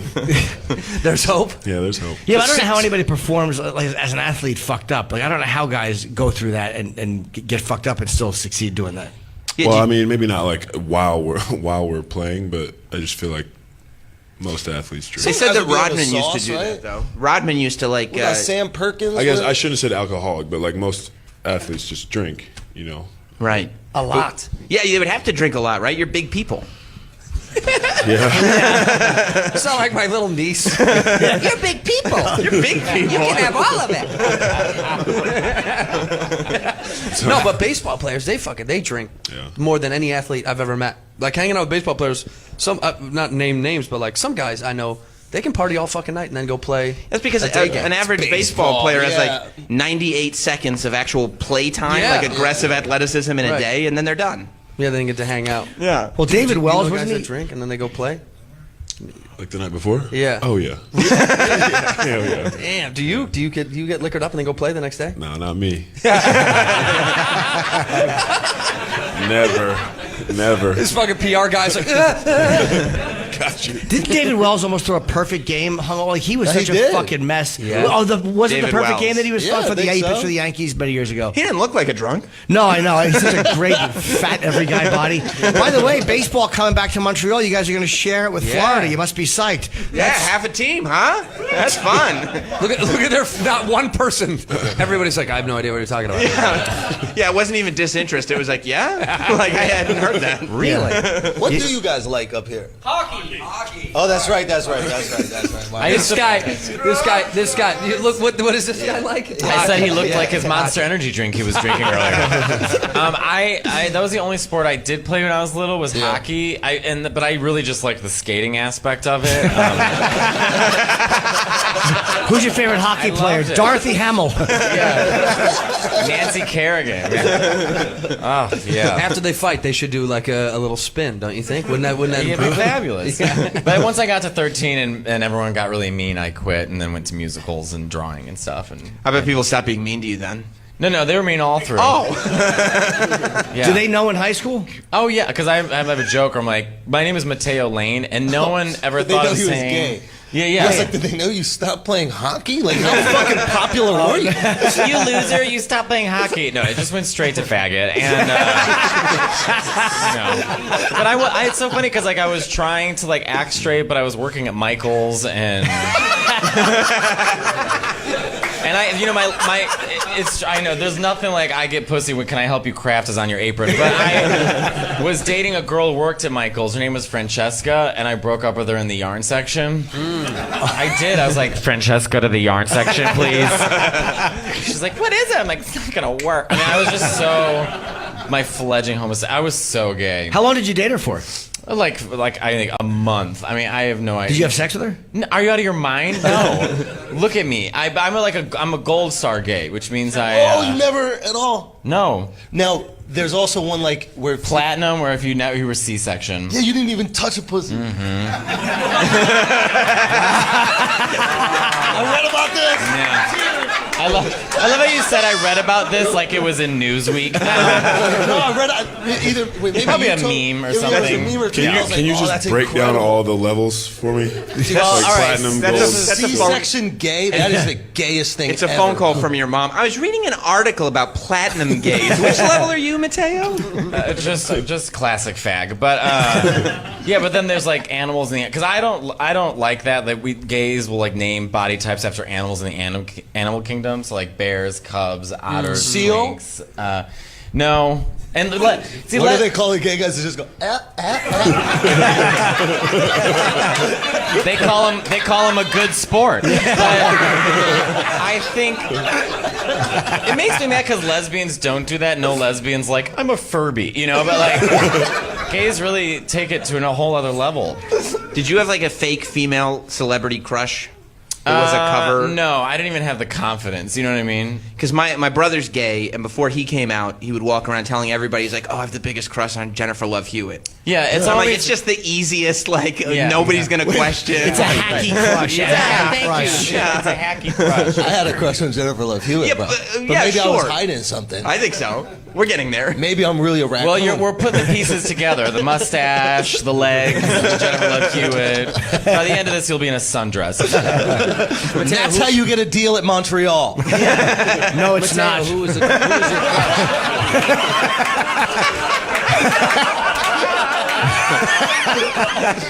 Wait, what did you ask? Who was your crush when you were young?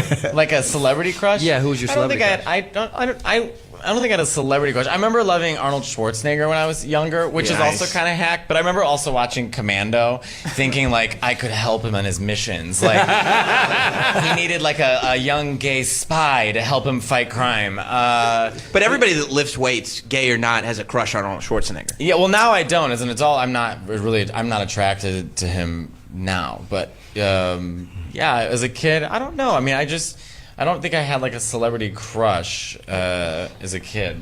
My bad. But yeah, I mean, I probably would have picked someone hacky like Halle Berry. Like, she's so pretty that gays are like, she's so pretty. Like, you can always tell when someone's gay when they're not out of the closet, when they're describing a woman, because every guy's like, I fucked her and this and her pussy. And gay guy's like, it's her eyes. Yeah. You know? I'm really like into, her eyes. I like the face. Yeah. Like, I like a pretty face. Her teeth. I liked Christy McNichol growing up. That was my crush. Excuse me? Who? Christy McNichol? Is that her name? Jim grew up in a generation gone by. Like, yeah, it was her and Tatum O'Neal. They were in a movie called Little Darlings with Armand Asante. Oh, Jesus. Thank God you're here. This is what I deal with every morning. And he's sitting there in the room with just me going, you don't know this? Christy McNichol was a very famous... I'm mesmerized by her name. That cannot Christy be her birth name. She was kind of tomboyish. She was very cute. She was a big actress in this. Nobody knows Christy McNichol? Come on, guys. Christy McNichol's a real name. That's not like a racial. Can somebody Google Christy McNichol? Irish McNichol? woman. I was imagining an Irish Jew. Do you remember Nickel? You remember Kathy Ireland? Do you remember her? Sure, I do, yeah. She was I was in love The with her. Ginge thing is that. Yeah, it was a little bit. The Ireland thing really set me on. I like that shit. And to find out that wasn't her real last name. Yeah. Of course not. Pissed me off. Ruined my whole upset by it. childhood. And my father bought me a fucking Kathy Ireland poster and like a real douchebag in front of my sister. He was like, "Don't wear it out." I was like, "Oh, fucking don't wear it out." Come on my wall. Come on my chest like a grown up.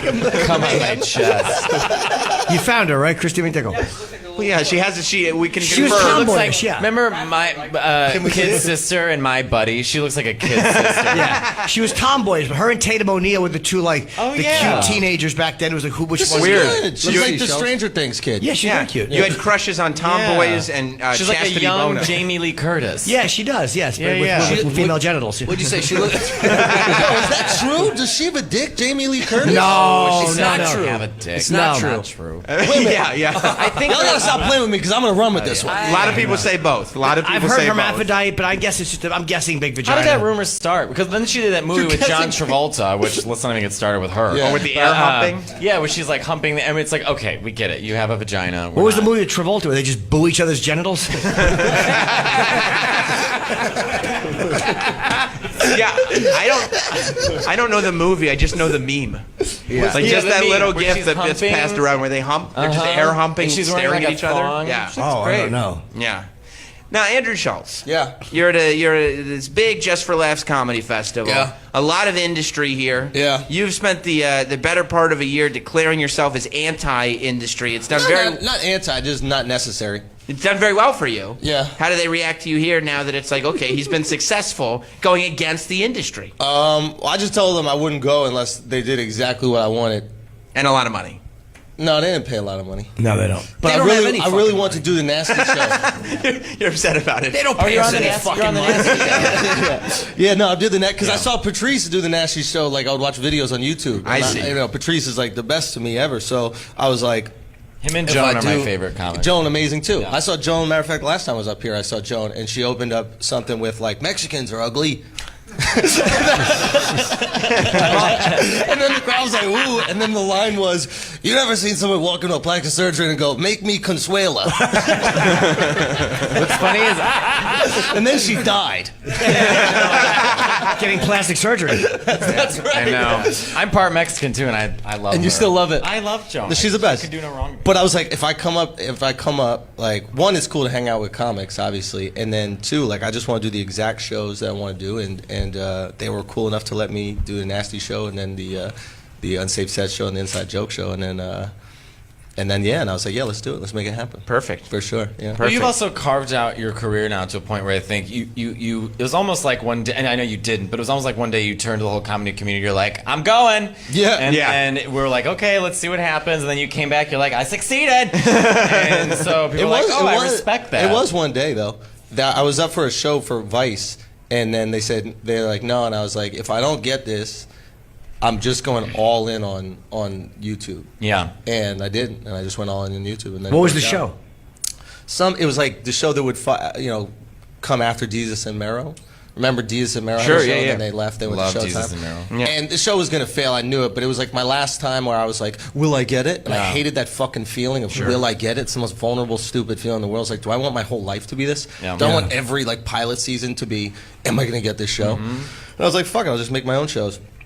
And then people started watching them, and you know, comics were supportive. And then I don't audition, by the way. I refuse. It's from the beginning. Yeah. First of all, Stupid. every role written for gay people, it's just like you're always like the bitchy best friend. So like, Yeah. I've literally read scripts where it's like, "What's the sitch?" And I am that character, but I'm still like, no. And I just don't like the idea of like me working my ass off every night and like doing For well nothing. and working my craft, and then someone I don't know is like, "All right, tell us your name," and then you go action. It's like, shut the fuck up. Yeah. You know what I mean?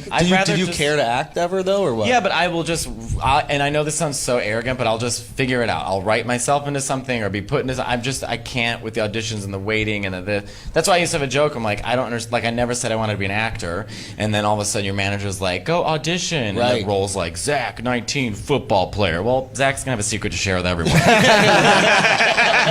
do you want me to do? So I'm the same way. I admire you for that because I'm not as confident as you, but part of me is like, yeah, fuck that. I'm not doing the audition thing. I'm gonna figure it out. on It's my own. exhausting and it's Yeah. depressing. My manager, I'm at a point now, he'll go, I got an audition. I go, why? Right. For what? It's not going to happen, but I still do them. And Andrew I'm terrible at Santino, them. you get a lot of acting work. Yeah, but you do very well. My favorite shit to go out for, like, they don't know what to do with a redhead. Like, redhead's this weird.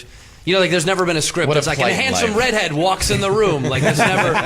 So every time I go out, it's always like me, a black guy, a blind kid.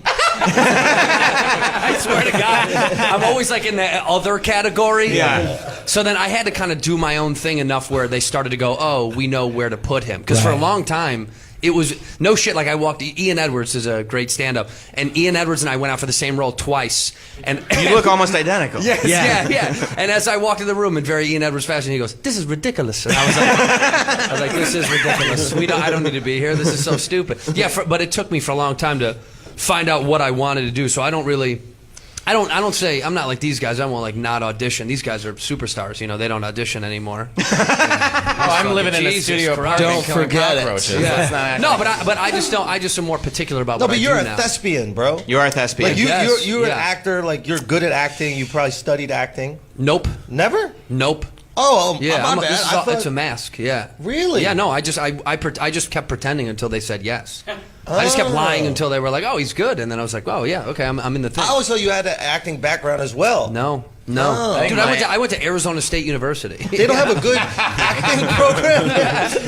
I was a journalism dropout. I'm garbage. I think my problem is, which I should get over, it's egotistical, but it's an authority problem. I just don't like authority, and so I don't like being out of control and people trying to tell you what your worth is. I'm like, I never said I wanted to be an actor, so I'm so confused why me doing comedy led to me having to do all these auditions. Because that was and the everything traditional else. platform, right? And so I'm just like, well, I've never been traditional anyways. I'm one of the few gays, 99.9% of the time when I'm on a show, I'm the only gay on the show, and I'm the only gay in the room. You So- know what's weird about being gay besides all the gay shit? It's like, no, I thought about this for acting purposes. Like, okay. When you... Yeah, we know. Let's qualify that first of all. No, think about it, because like when you... Like when any of us becomes like a Power Ranger or something like that, that's acceptable, right? Or if I'm gonna play like a fucking Avatar, that's totally fine, right? But when a gay guy plays a straight dude in a movie, people are like, how the fuck could Doogie Howser make out with that girl? I know. By the way, that's the only example I can think of too. But for real, so it's like, I feel for you in terms of acting because for whatever reason, we rarely accept that. I understand why it's in the closet. They just gave us a note, so I have to read it. They said Blake has to go because you have an interview at 9:40. Oh, no. You're welcome to stay, but they just gave us this note. Well, real quick. Blake, what is it like being a gay NBA player? Well, John Sally. Do you have to go through rejection, Blake, or are you guys so trained to play like a champion that you just don't, you can't think on a level that I might fail today? No, I mean, I guess there's some guys, I admire some guys with like the most insane confidence. They think every shot's going in. They think they're going to win every game. They think they're going to make the game-winning shot every play. But that's not you. Like our rejection is losing and everybody across America talking shit about you for a couple days until you play again. When one guy misses a free throw, it's always fun to watch. Like when a relief pitcher gives up a home run, if a guy misses a free throw, the players are always like patting him. That happens, but how much do you fucking hate him? It's one of those things where you might miss the next one, so you don't want to. But do people walk in the locker room really kind of going like, oh, he sucks. We knew it. They do. They do sometimes. Not gonna lie. I gotta say thank you to Blake because Blake did me a real solid. We did a film together for Whitney Cummings, right? And there was a line in the film where we're like wrestling, and then I say, "Excuse." And I said one of the lines. I was like, the only team that wants you is your legal team, right? And the line was kind of flat. Yeah. But then you got traded in real life. So it really worked out for me. Thank you. Well, Blake, you're going to have to... Thanks for that, bro. Yeah, of course. I went into the front office. I was like, guys. Do you know what? I have a funny story. When I was a kid, I did a thing where I had a Coke and Mean Joe Green threw his jersey at me. Oh, my God. Hey, kid. Catch. Blake, please visit us when you're in New York, for sure. You can see Comedy by Blake tomorrow at 9:30 at the 5th Room at the Place des Arts. Place des Arts, yeah. And it's Blake Griffin 23 on Twitter. But it's good seeing you, man. I wish you could say it till the end. Let's give a round of applause for Blake Griffin. Blake Griffin, everybody. You're a great man. Shaking hands. Look at that. Do I got to come over Thanks there? a lot, man. Come on over. Appreciate it. Come Look at those on zipper over. pockets on the basketball shorts. That's incredible. I'll That's come over. incredible. I'll come over. Look, Andrew Santino joining the comedy couch. This is so intimate. You know, it's This is interesting. so We were talking intimate. about acting and being gay and all that stuff, but even in comedy too. It's true because like in comedy, like it's still like to be a gay man doing comedy is still like not as prevalent. It's the most prevalent it's ever been. Yeah. But then people always get shocked. So I'm like, yeah, name a gay male comedian. Lisa who's Lampanelli? who's at the level of Bill Burr, who's had a special. Yeah. Who's out. The only person I think of Ellen. is Marion Cantone. Yeah, Mario Cantone Yeah. is like, and he doesn't get the credit he deserves because he was who? Todd Glass? Yeah. But he's on a Bill Burr level. Like Bill's doing like arenas. Like on that level. And I think too, like out. Has anyone ever been out and like? Yeah. Well, we had that conversation at the cellar. There's some people that we can, wow. Yeah. Oh, We're not closeted. We'll get brunch. Closeted. We'll go eat after this. We were talking about like the gay community supporting like gay males instead of like females. Like so often the gay community comes out for like female singers, and that kind of shit like that, like a Barbara Streisand or Lady Gaga or Madonna, Liza, yeah. And then it's like, when is that sport going to happen for dudes? And I think it's actually happening now. You said that show. RuPaul's Drag Race. Yeah, the RuPaul's Drag Race. Like comedian, like Joel Kim Booster, Julio Torres, Solomon Giorgio. There's a lot of queer comics that are really doing awesome things. Jabuki, and it's the first time it's ever really happened. So it's exciting to see. Like anytime, like Joel just got like an NBC show. I'm like, that's so exciting because it's like finally people are recognizing gay people can do more than be like a bitchy best friend at a wedding movie or something. But yeah, RuPaul's Drag Race. Which does anyone watch that show here? No. Right. I can't get through an episode. This Monster Energy drinks. Watch it. Let's not. Don't lie about that. He's getting off the bike and he's turning it on. It's the first time a show has been on TV usually when they make movies or TV shows about gay people, where like it's made for straight people, so it's like serious or dying of AIDS or like Queer Eye, which I also love, but it's all about fixing straight people's lives. RuPaul's Drag Race is the first show for queer people by queer people, right? And they don't give a shit if straight people don't understand it, and so it's exposed all these different types of lives, and it's allowed us to like appreciate gay men in a way that we haven't before, and trans women, and different all walks of life. So it's just, I don't know, it's really changed the way the queer community has looked at itself in, I think, a very positive way. RuPaul got so much shit for the language. It really annoyed me. People got mad at RuPaul for saying like for the she-male and like saying that RuPaul was Was she saying she-male or? Okay, so yelling instead of the male coming in, the she-male or tranny or words like that. Yeah. No, but there was wasn't there a thing on there called the she-male or something? Yeah, they had a section like, girl, you got she-male, which means like that was like the message in the show where all the queens like instead of email, it's she-male. Yes. Yeah. I get that. That's cute. And That's the whole fun. show is puns like But that. he got shit for it. It was like he's a trendy. I was trendy. He broke a lot of barriers, and people get pissed off at him. I'm babbling. Yeah. No, I'm babbling. I'm babbling too. Sorry, I'm But babbling he pushed too much. back, right? Like there was a thing where I'm not It's a really delicate statement. I fell into that one, guys. Andrew Santino, I don't know you, but I'm just based on some of your responses, and I hope you don't take offense to this, and some of the stories I was listening to you tell on like YouTube and stuff like that. You strike me as a person that's quick to anger and does not avoid confrontation. What the fuck are you talking about? Okay, all right. I do get angry easily. Yeah. Seems like and then that. the most annoying part about it is like people always, because I'm a redhead, people right away they're like, Bill Burr, that's like a Bill. He's like, what is it? Taking Bill Burr's personality? It's like I'm just an angry person. It's Sure. like, I just get mad at stuff sometimes. Are you Irish? Yeah, and Italian.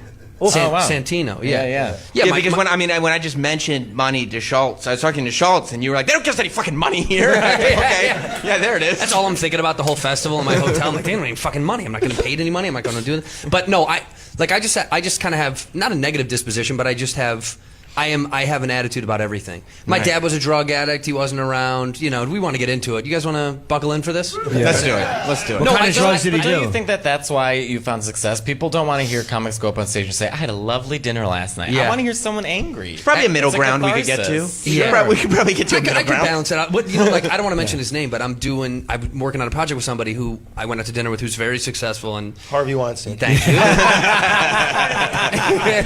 I'm like, Susan Boyle's not funny. Mateo, come on. Come on, Mateo, fast. Thank God you said Harvey Weinstein. I was like, oh. I would have Thank known. you, I Esther. wish. I wish I would have been in more shit. like But it was bagging groceries in the UK. Anyway, this guy was just saying to me how he was like, we were just talking about our lives and where we're from because we didn't really know each other, and he was basically just like, everything I've ever wanted has happened for me. And I was like, really? He's like, yeah, I've really not had a lot of struggle. My family life is great. Like, and it made me so annoyed. I was so angry. You were pissed. Yeah. Because I was like, how most people that have that situation don't really even want to get in the business. If everything is perfect, you wouldn't get into this. Yeah, but I mean, like for you, you're sitting there like comedy's doing pretty well for you. I would say you got You're doing quite a great. name for Yeah. yourself. Yeah. Your podcast is doing really well. Yeah. You're in great movies. You're Yeah. in great TV Still series. mad. Yeah, I don't understand why you wouldn't say everything I've ever wanted for myself I've gotten. Because I don't know. Because I think Because fuck them, right? yeah, fuck 'em. Yeah, I get yeah, that. Fuck 'em. I get but don't that. you inherently always want more? I mean, like look at look at your success, Jim. Like look at your success. Like don't you always still want You really more? passed that away from me quickly, huh? Well, yeah, obviously. Jim. But no, well, you know what I mean, though. It's just kind of like you. Sam's got life figured out, bro. I'm not Sure. Drive not halfway to joking. Montreal, go back, come on up. You always think like it's a fear that, first of all, whenever you get where you think you want it to be, you're like, oh, there's so much more stuff. But it's also you're afraid of like, if I'm not unhappy or angry, do I lose my motive? It's a scary thing. Like, what am I the same person if I don't feel this way anymore? There's a boxer named Bernard Hopkins. Remember Yeah, Bernard? yeah, Yeah, sure. And His last fight didn't go well. And he always had to have the villain. Like he also always had to be the villain. Play the rather. shoe, He had to, yeah, he had play to the be shoe, the heel in order to like motivate himself for the fights. And then it was a weird time in his career where he got so popular that people started to like him. Like he didn't understand how to play that role. Like he played the role of stomping on the flag of the guy who was fighting. And eventually you either, I guess, use it as motivation your whole time, or maybe you can get to like a Namaste Sam level where everything's like this guy really. I'm not joking around, has life figured out, man. Why? Tell me why. I mean, you'd have Look to at his hair. No, like you just accept. I would say shit. that's the thing that's not figured out. There's nothing You a bullet accept couldn't shit, fix. right? It's like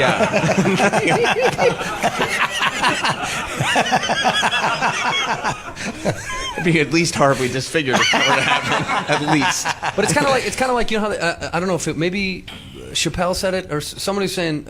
So saying how like some of the worst things that can happen to a comic is like a lot of success and money, and I don't know if that's necessarily true, but I know what they're saying. You know what I mean? Like I know the idea that it's like the more things that do come your way, and when life gets kind of good and comfortable, you can kind of fuck this thing up because like the more comfortable you get, the more you're like look, I Start taking things for granted. yeah, and you kind of just like you get look, we just got a house, and it was a huge accomplishment to fucking get a house. I was like, wow, I feel really good. But there's moments when I'm like, I can't think about it like that. I can't be like comfy in my backyard being like, yeah, comedy bought me a house. Because then you get to a point of like in your own It has to world. be. How the fuck am I going to pay this mortgage? Exactly. Yeah. Exactly. It feels better to me I to be wonder if it's threatened. not so much about like I don't know if it's like about always staying angry because I think a lot of comics will like keep themselves in a position to like feel like they're going uphill because that gives them some motivation and something to talk about. If you get too much, then you feel like you're at the top of the hill and you've got to. I feel like the motivation has to come from some other like some form of needing to express yourself, and maybe you just do that easy with anger. Yeah, I mean, I'm not always. You know me. I'm not always angry. I don't find think you're always Santino angry. angry. You don't think he's an angry person? No, I don't. I don't think he's an angry person. But maybe we've just always kind of, when we've hung out, it's always been pretty relaxed and chill. Yeah. But I do. There is a thing that snaps. I mean, dude, in the fucking airport, I have no patience. I have bad patience. I have terrible with that. Yeah. And I'm in the airport in the long line to get through the fucking customs, and Finesse Mitchell is like on the other end of the customs. He can see me getting annoyed from 150 yards away. Is he sympathetic to you? He just knows me enough to know. Or is he enjoying it? He just goes, Santino, you get kicked out this airport. He can tell I'm doing like the old man, like, well, where's the line start? Where's it end? You know, like, and I just think like it's just a part of my fabric of who I am. It's also my whole family is like that. Like everyone gets annoyed at everything. So Where were you fast. raised? Where are you from? Chicago. I'm from Chicago. Are you? Yeah. Look at this. Grew up in Arlington Heights and then Roscoe Village. Arlington Heights. My grandfather worked at the track. Oh, I grew up next to the track. Did you really? Yeah. People don't. There's. Do you guys ever see the Sears Tower? A little flavor. A little something for the locals. It's the Willis Tower. Oh, Thank it's you. always going to be the No, it's Sears Sears Tower. No, What do you guys call it? My grandfather's the degenerate gambling addict who worked at the dog track. So he's Italian? Yes. Yeah, yeah. Sicilian, yeah. Yeah, he yeah, worked of at the track and his paychecks went back to the track. course. He lost 2 houses. Your dad was always a bunch of old wops sitting there screaming at horses. Yeah. I never knew my grandfather was like involved with, the mob is a cheap word. I don't know, with people. My grandma's family was. Yeah, I didn't know until I got older, Naples. because then all his friends were like, Joe the Hat was his best friend, and I was like, Joe the Hat's not a legitimate fucking human being. But he gambled away 2 houses? 2 houses, yeah, lost twice. Lost two houses twice. Oh my God. What women put up with back then, like the husband was gambling with their money. She's like, "You son of a bitch! I've got 5 kids at home. Like, we're gonna be fine. Don't worry. I brought you eggs. You know. And he's alive, and my grandma's fucking dead. But he lived through. Is he still gambling? Oh fuck yeah, he'll never stop gambling. Oh no. They go to the boat. You know, they go to the boat. Yes. In Chicago, in Chicago, you got to go to the river boat. Chi-town. Yeah, you're not supposed to gamble. No. Have a little deep dish. That's like the big I apple. do love deep dish at Little Maddie's. I do. I do too, but I think pub At pizza Lou's. is better. Well, you like pub pizza, like Pequods, like flat pizza, like square Pequods. Yeah, I pizza. do like Pequods, yeah. You've always liked when people say Chicagoland. Yeah, I love that. It's a cool name for it. Chicago. The Chicagoland area. Yeah. Chicagoland area. Yeah. We It like is. visiting the Chicagoland area. The Drudge Report always does that. Chicagoland. Shut up. Andrew, where are you from? I'm from New York, Manhattan. I grew Yeah, up you in seem Manhattan. very New York. I'll take it. Yeah. But have you ever ended up, Santino, like in a scenario where like your patience, you've lost your patience, you're now in an argument with somebody, and you realize once you're in the argument, oh no, I'm the asshole here, and I can't get out of this. Oh, I got you. Yeah. I ran into. I'm walking down the street with my fucking wife, and we run into a girl that I did a show with, and I was like, I was so excited to see her. She gets out of her car, and this guy is trying to parallel park in front of her. And he's getting like super close. I can tell he doesn't know what the fuck he's doing. So I'm kind of like doing one of these, like looking at him, like, "Hey, slow down." You know, he's like coming up on the curb. Then he backs up and he smashes into her car. And it's not bad. It's just like it's a bump. But he gets out and I lose it. And I decide I'm going to be the fucking hero. And I'm like, "You hit her fucking car!" And I'm showing off a little bit. And I'm thinking I'm like Mr. Tough Guy. And in the middle of yelling at this guy, I realize like I'm telling him, give her money, give her some fucking money, and this poor like 65-year-old man is like taking money out of his wallet. Yeah. So I made him give her money. You guys have car insurance. Yeah, Wow. I was such a piece of shit. I like realized in the middle I of it, put was myself like, in why his would I- position, handing her money. Yeah. I mean, dude, I'm yelling at this guy, and he's literally giving her hundreds of dollars, and she's crying, and yeah. So anyway, But don't you think that's? Well, no one handled that well.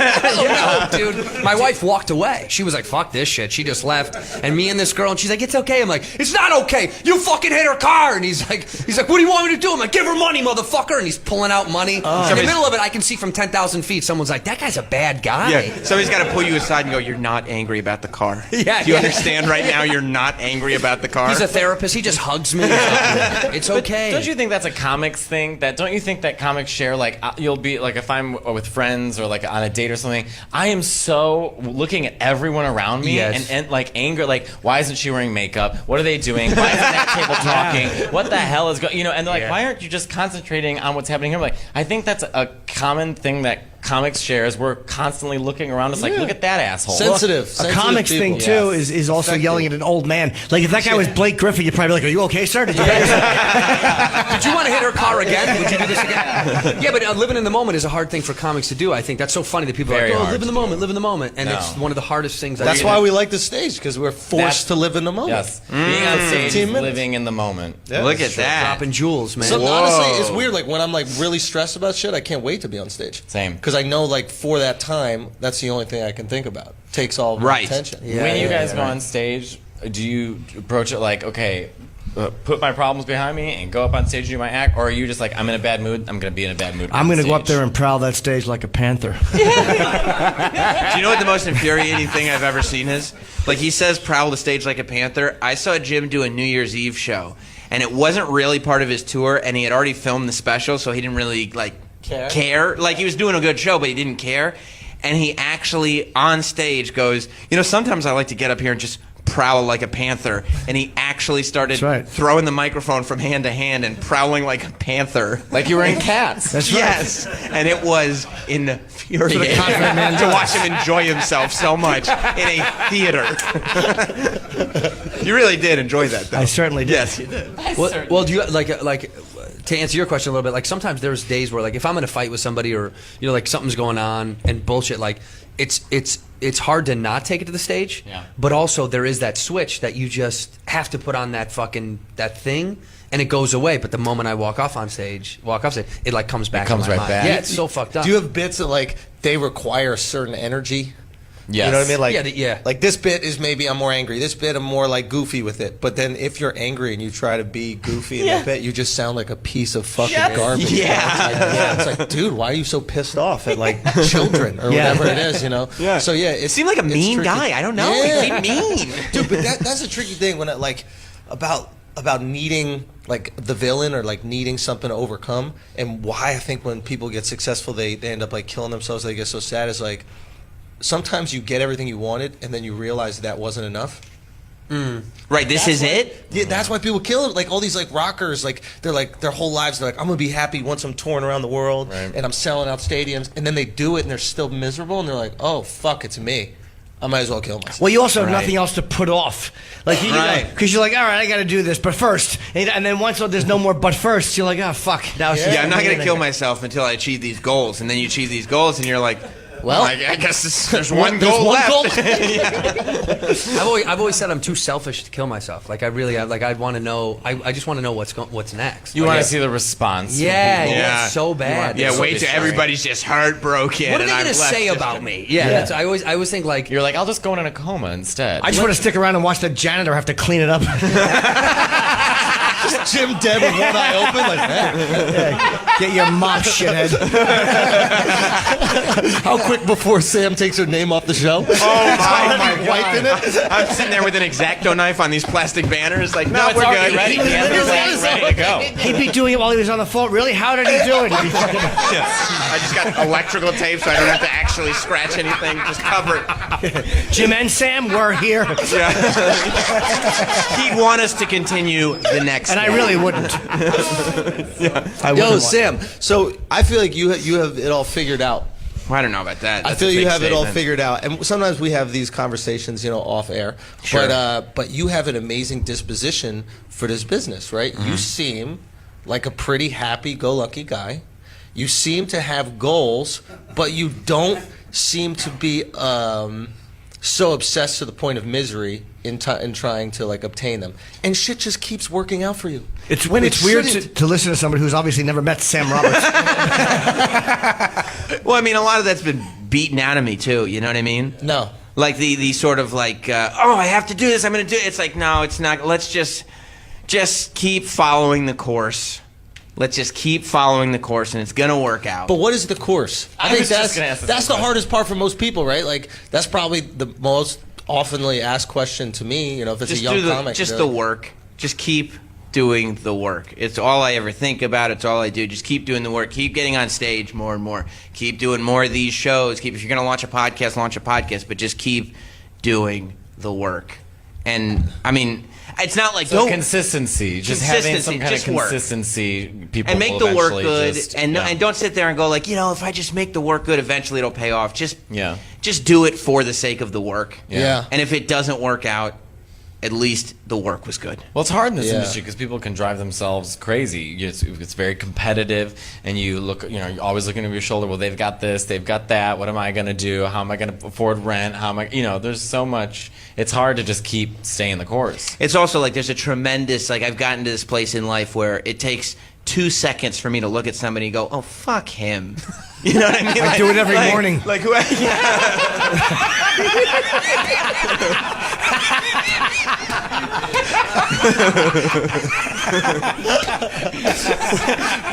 Wait, I understand, Jim, but what do you mean by that? Like just looking at people and going, oh, fuck off. Yeah, like fuck. You see off. the inauthenticity. You see of through it. everything. And you just go, Really? fuck off. Okay. You know what I mean? Yeah, and that makes you go through your day a little bit easier. Yeah, it doesn't. Fuck off. Yeah, because you know? he's faking. Yeah, or it's all fake. It's all smoke and mirrors. I mean, I also grew up watching wrestling, so the idea of everything being fake, you love it. It's fine. Yeah. It's not even like, oh, this is better. It's just like it's accepted.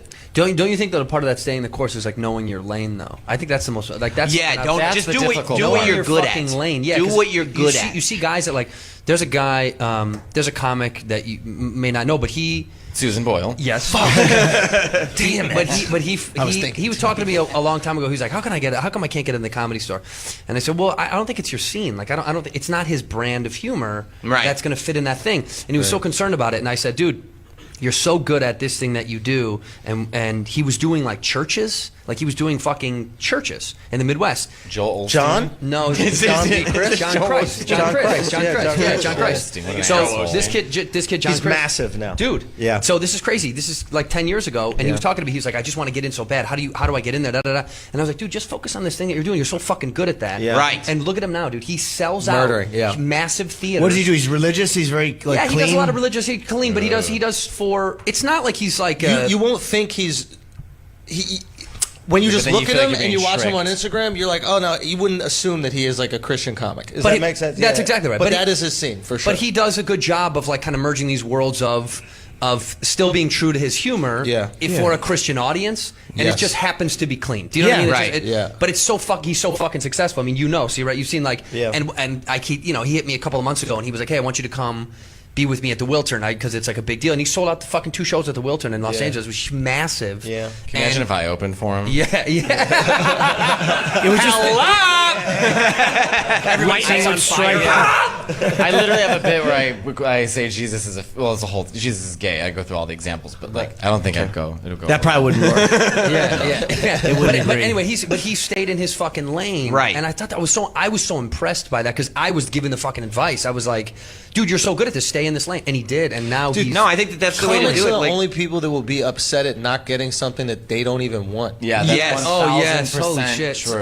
And it's true because we're so competitive. Instead of just figuring out exactly what the fuck we want to do and then going after that, like even with the internet shit that I was doing, like I thought I wanted an HBO special or Netflix special my whole life, and Right. then when people started watching my clips at that level, I was like, oh no, I just wanted to do comedy. And You just people want watch eyes it. and ears. I don't give a fuck where it is. Right, It right. means nothing to me where it is. yeah, there's also like if I get a hint of not being appreciated with something, like you guys were talking about your auditions and stuff. Yeah. I'm so quick to just fuck off. Then I'll tell you what I don't motivates need to be me. around it. What do you mean? What do you mean? Like if somebody's like staying in your lane. Like there's no part of me anymore that goes like, oh, I just want to get into this thing. Yes. No. Yeah. But there was always No. a moment of like weird jealousy, even though you're right, even though you know you don't want it. Like when a festival happens, or like a cluster fest or something like that, and like I don't want to go to that thing, but I do know that like there's a piece of you that goes, Why wasn't I? I want to be invited. Yeah, I want to know. It's Right. the fucking, it's the ugly chick that like won't give you any play. Yeah. And you're just like, you should want to fuck me. You know what I mean? That's usually my opening line. This is how the world works. I'm hot. You fuck me, lady. Yeah. Yeah, that's a comic's disposition. It's like we I think always comics want to be a too. part of that thing. A lot of times if something doesn't work out, make sure you're always working on something. You know what I mean? Yeah. Just have some other idea. Don't just put all your eggs in one basket. I think that's the hard thing too. Is people just like you said, you were like this audition, and if I get this show, you didn't even want the show. You knew it was gonna be a They bad want it. show, Yeah. and then you suddenly realize, oh, I'll just do it myself. Yeah. How great is it when a show you audition for gets canceled? There's nothing better than when you audition for something and don't get it and it goes off the air. But then I auditioned for King of Queens and got like a callback to it and didn't get it. And I love that you did just well. said. How did that show end up doing? Dude, I've done shows where thank God it didn't fucking work out. I had a show that I was going to do called How I Met Your Father. Oh no! Was the spinoff for How I Met Your Mother? No, you don't need. No, it was crazy. They were like, they pretty much just like offered it to me, I was going to be gay on the show. I was going to be her gay brother. Fun. With another... Which I've been studying for that role my whole life. Good thing they offered it to you. Yeah. You know, my husband was gay. I remember going to it and being really uncomfortable because they were all so the amount of hubris was Because ridiculous. they're like, wear this jock strap. Yeah. Well, I had to peg him on the first. No, it was CBS. But they were like, Whoa, they were like, we're going to New York. We're gonna move to New York. Just wait, this show's gonna fucking. And I went home and I was like, fuck, I don't want to be a part of this show. And I was like wishing and hoping and praying that it didn't go because I hated every second of it. How was the script and the dialogue? Garbage. It was It's a so bad show. fucking. It was so fucking bad because they gave them so much money. Those two dudes that created the original, they gave them so much fucking money to just do this for fun that it was like nobody gave a shit. It was almost like They're not doing it for an no audience effort. anymore. It's They're amazing doing how it- many I got unfunny asked, things get written. Like you're like, God, who the fuck thought this I was know. funny? Yeah, And you're Look reading at it. cats. No, It does. I was asked. I had to sign like an NDA and everything. This is like 4 years ago, and they're like, "We're redoing Queer Eye, and we want you to come audition. We think you'd be great for this role." And I was just like, "No." And I think it's a great show, and I love those guys, but I know I'm so mean, and I don't care about other people that I don't want to walk into some dumpy wife's house and be like, "My husband can't put his pants on right," and then I have to like prance around and be like, "We'll fix it." Like I just don't care. Well, you think that do they annoy you a little bit then? The guys No, I on the show? love the guys on the show are really great, and they did a really great job redoing. Nobody annoys you. Nobody on that show annoys you. No, I'm really not annoyed by anything. Wow, that's good. good. I think they're great. I think. Do you think that's true, look, though? anytime there's I don't like a think so. queer person on TV, I think there's one of them that annoys you. There's somebody that annoys him. Who annoys you? I'm usually pretty honest. But are those guys? Yeah. Don't you Let's think do some of some them are putting gay it on a little bit? bashing. Sometimes I feel like some of those guys put it on so much. I'm like, all right, fucking No, I cool actually it out. I don't. I think that's also can be straight people's perception is they just don't understand that gay men can actually behave that way. Hey man, I don't have a problem And with then it. Just they don't think- put it in my face. Yeah. Just don't live near me. Yeah. Like my friend, like when I'm hanging, like I got a crew in New York, and most of them are professional drag queens. And when we're just alone, like playing like Super Smash Bros. And stuff, like my friend Patty, it's I'm like sometimes I watch him like, oh, straight people probably think he's putting on an act, but it's just the way It's the way they he is. are. Do you know Naomi Smalls? Yeah, Naomi Smalls. Oh my God, Naomi. Yeah, I'm good friends Yes. with Naomi. You know her? Yeah. Or him? Yeah, she came. Davis is his name. He came to when I did Stephen Colbert. He was backstage with me. That's the fashion song. No. Yes, I need Have you guys to seen do- Andrew Schultz's Instagram? Dude, I need to link up with. Really? You haven't seen this thing? I that haven't. I do? If you I don't don't follow remember his, everything. it's only on his stories. Fashion. But he does. It's so great, isn't it? So funny, like, man. It's how he promotes the T-shirts that he's got on sale at his shows. Does Naomi know you do this? He just puts Dude, on she this. has to know by now. But he's wearing like one of his shirts, and they're all kind of like parodies of like brand name stuff, like Off-White or whatever it is. Yeah. And the song is playing, and Andrew and his video guy are just doing a perfectly choreographed walk and dance with claps to this fashion song. And I've become, if you start watching it, and once you start watching it, you'll become so obsessed to the point where when Schultz puts out an Instagram story and it's not a fashion thing, I'm like, swipe. Who cares? Who We gotta cares? do one while we're up here. I would love to. It'd be I'm an gonna honor. ask Naomi if she's Oh, seen it. dude, I'll if ask we her get right now. Naomi in one, Oh my it would God. go crazy. What do you do? I've never seen one. I They're follow so you. great. Too. I'll show you. Check the stories when he posts. I'll show you, but I'll show you when we're off. But Okay. it's just a fun random thing. We always have some kind of random flip at the end. Like I did indoor skydiving in one. Like we went to a rage room in Don't one. be fucking humble. He did one of those indoor skydive fucking machines, and it looked like a choreographed. Oh, that dance. wasn't me. Dude, it blew my mind too.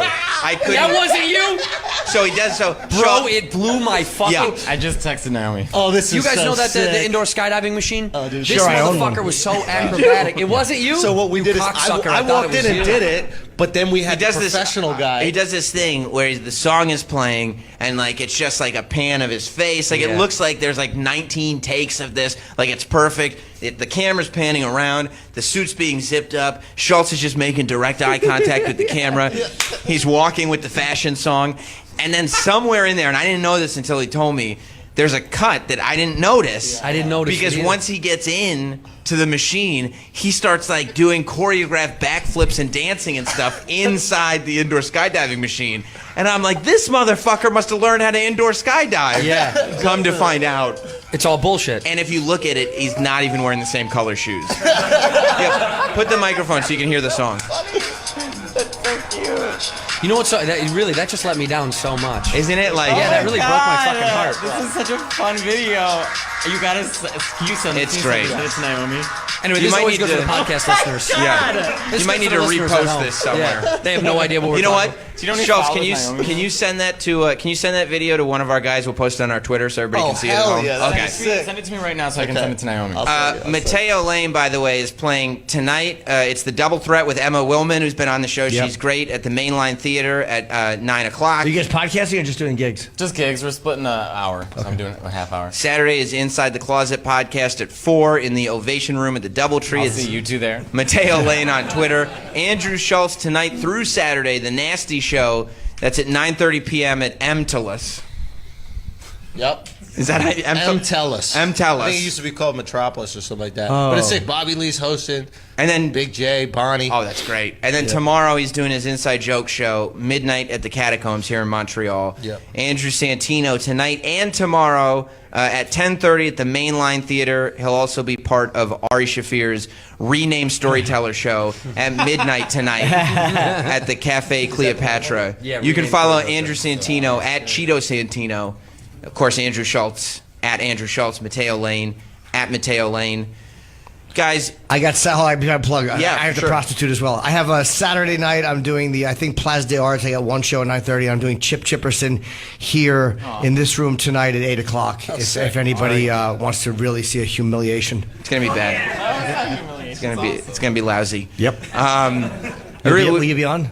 Huh? Will you be on? Yeah. Good. What else am I doing? All right. We. Thanks for having us on, by the way. Of course. Thank you for Yeah, of being course. here. You Yeah, guys are thank great. you. Can we have a round of applause for our guests?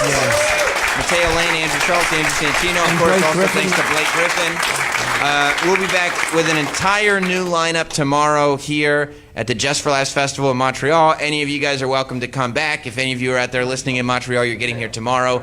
Get here. We will be here. Thank you, everybody. We'll see you tomorrow. Goodbye.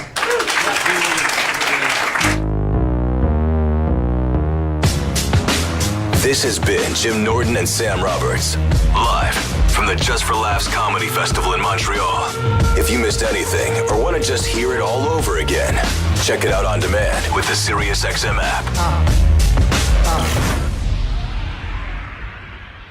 The Jason Ellis Show. So, like, how does he on?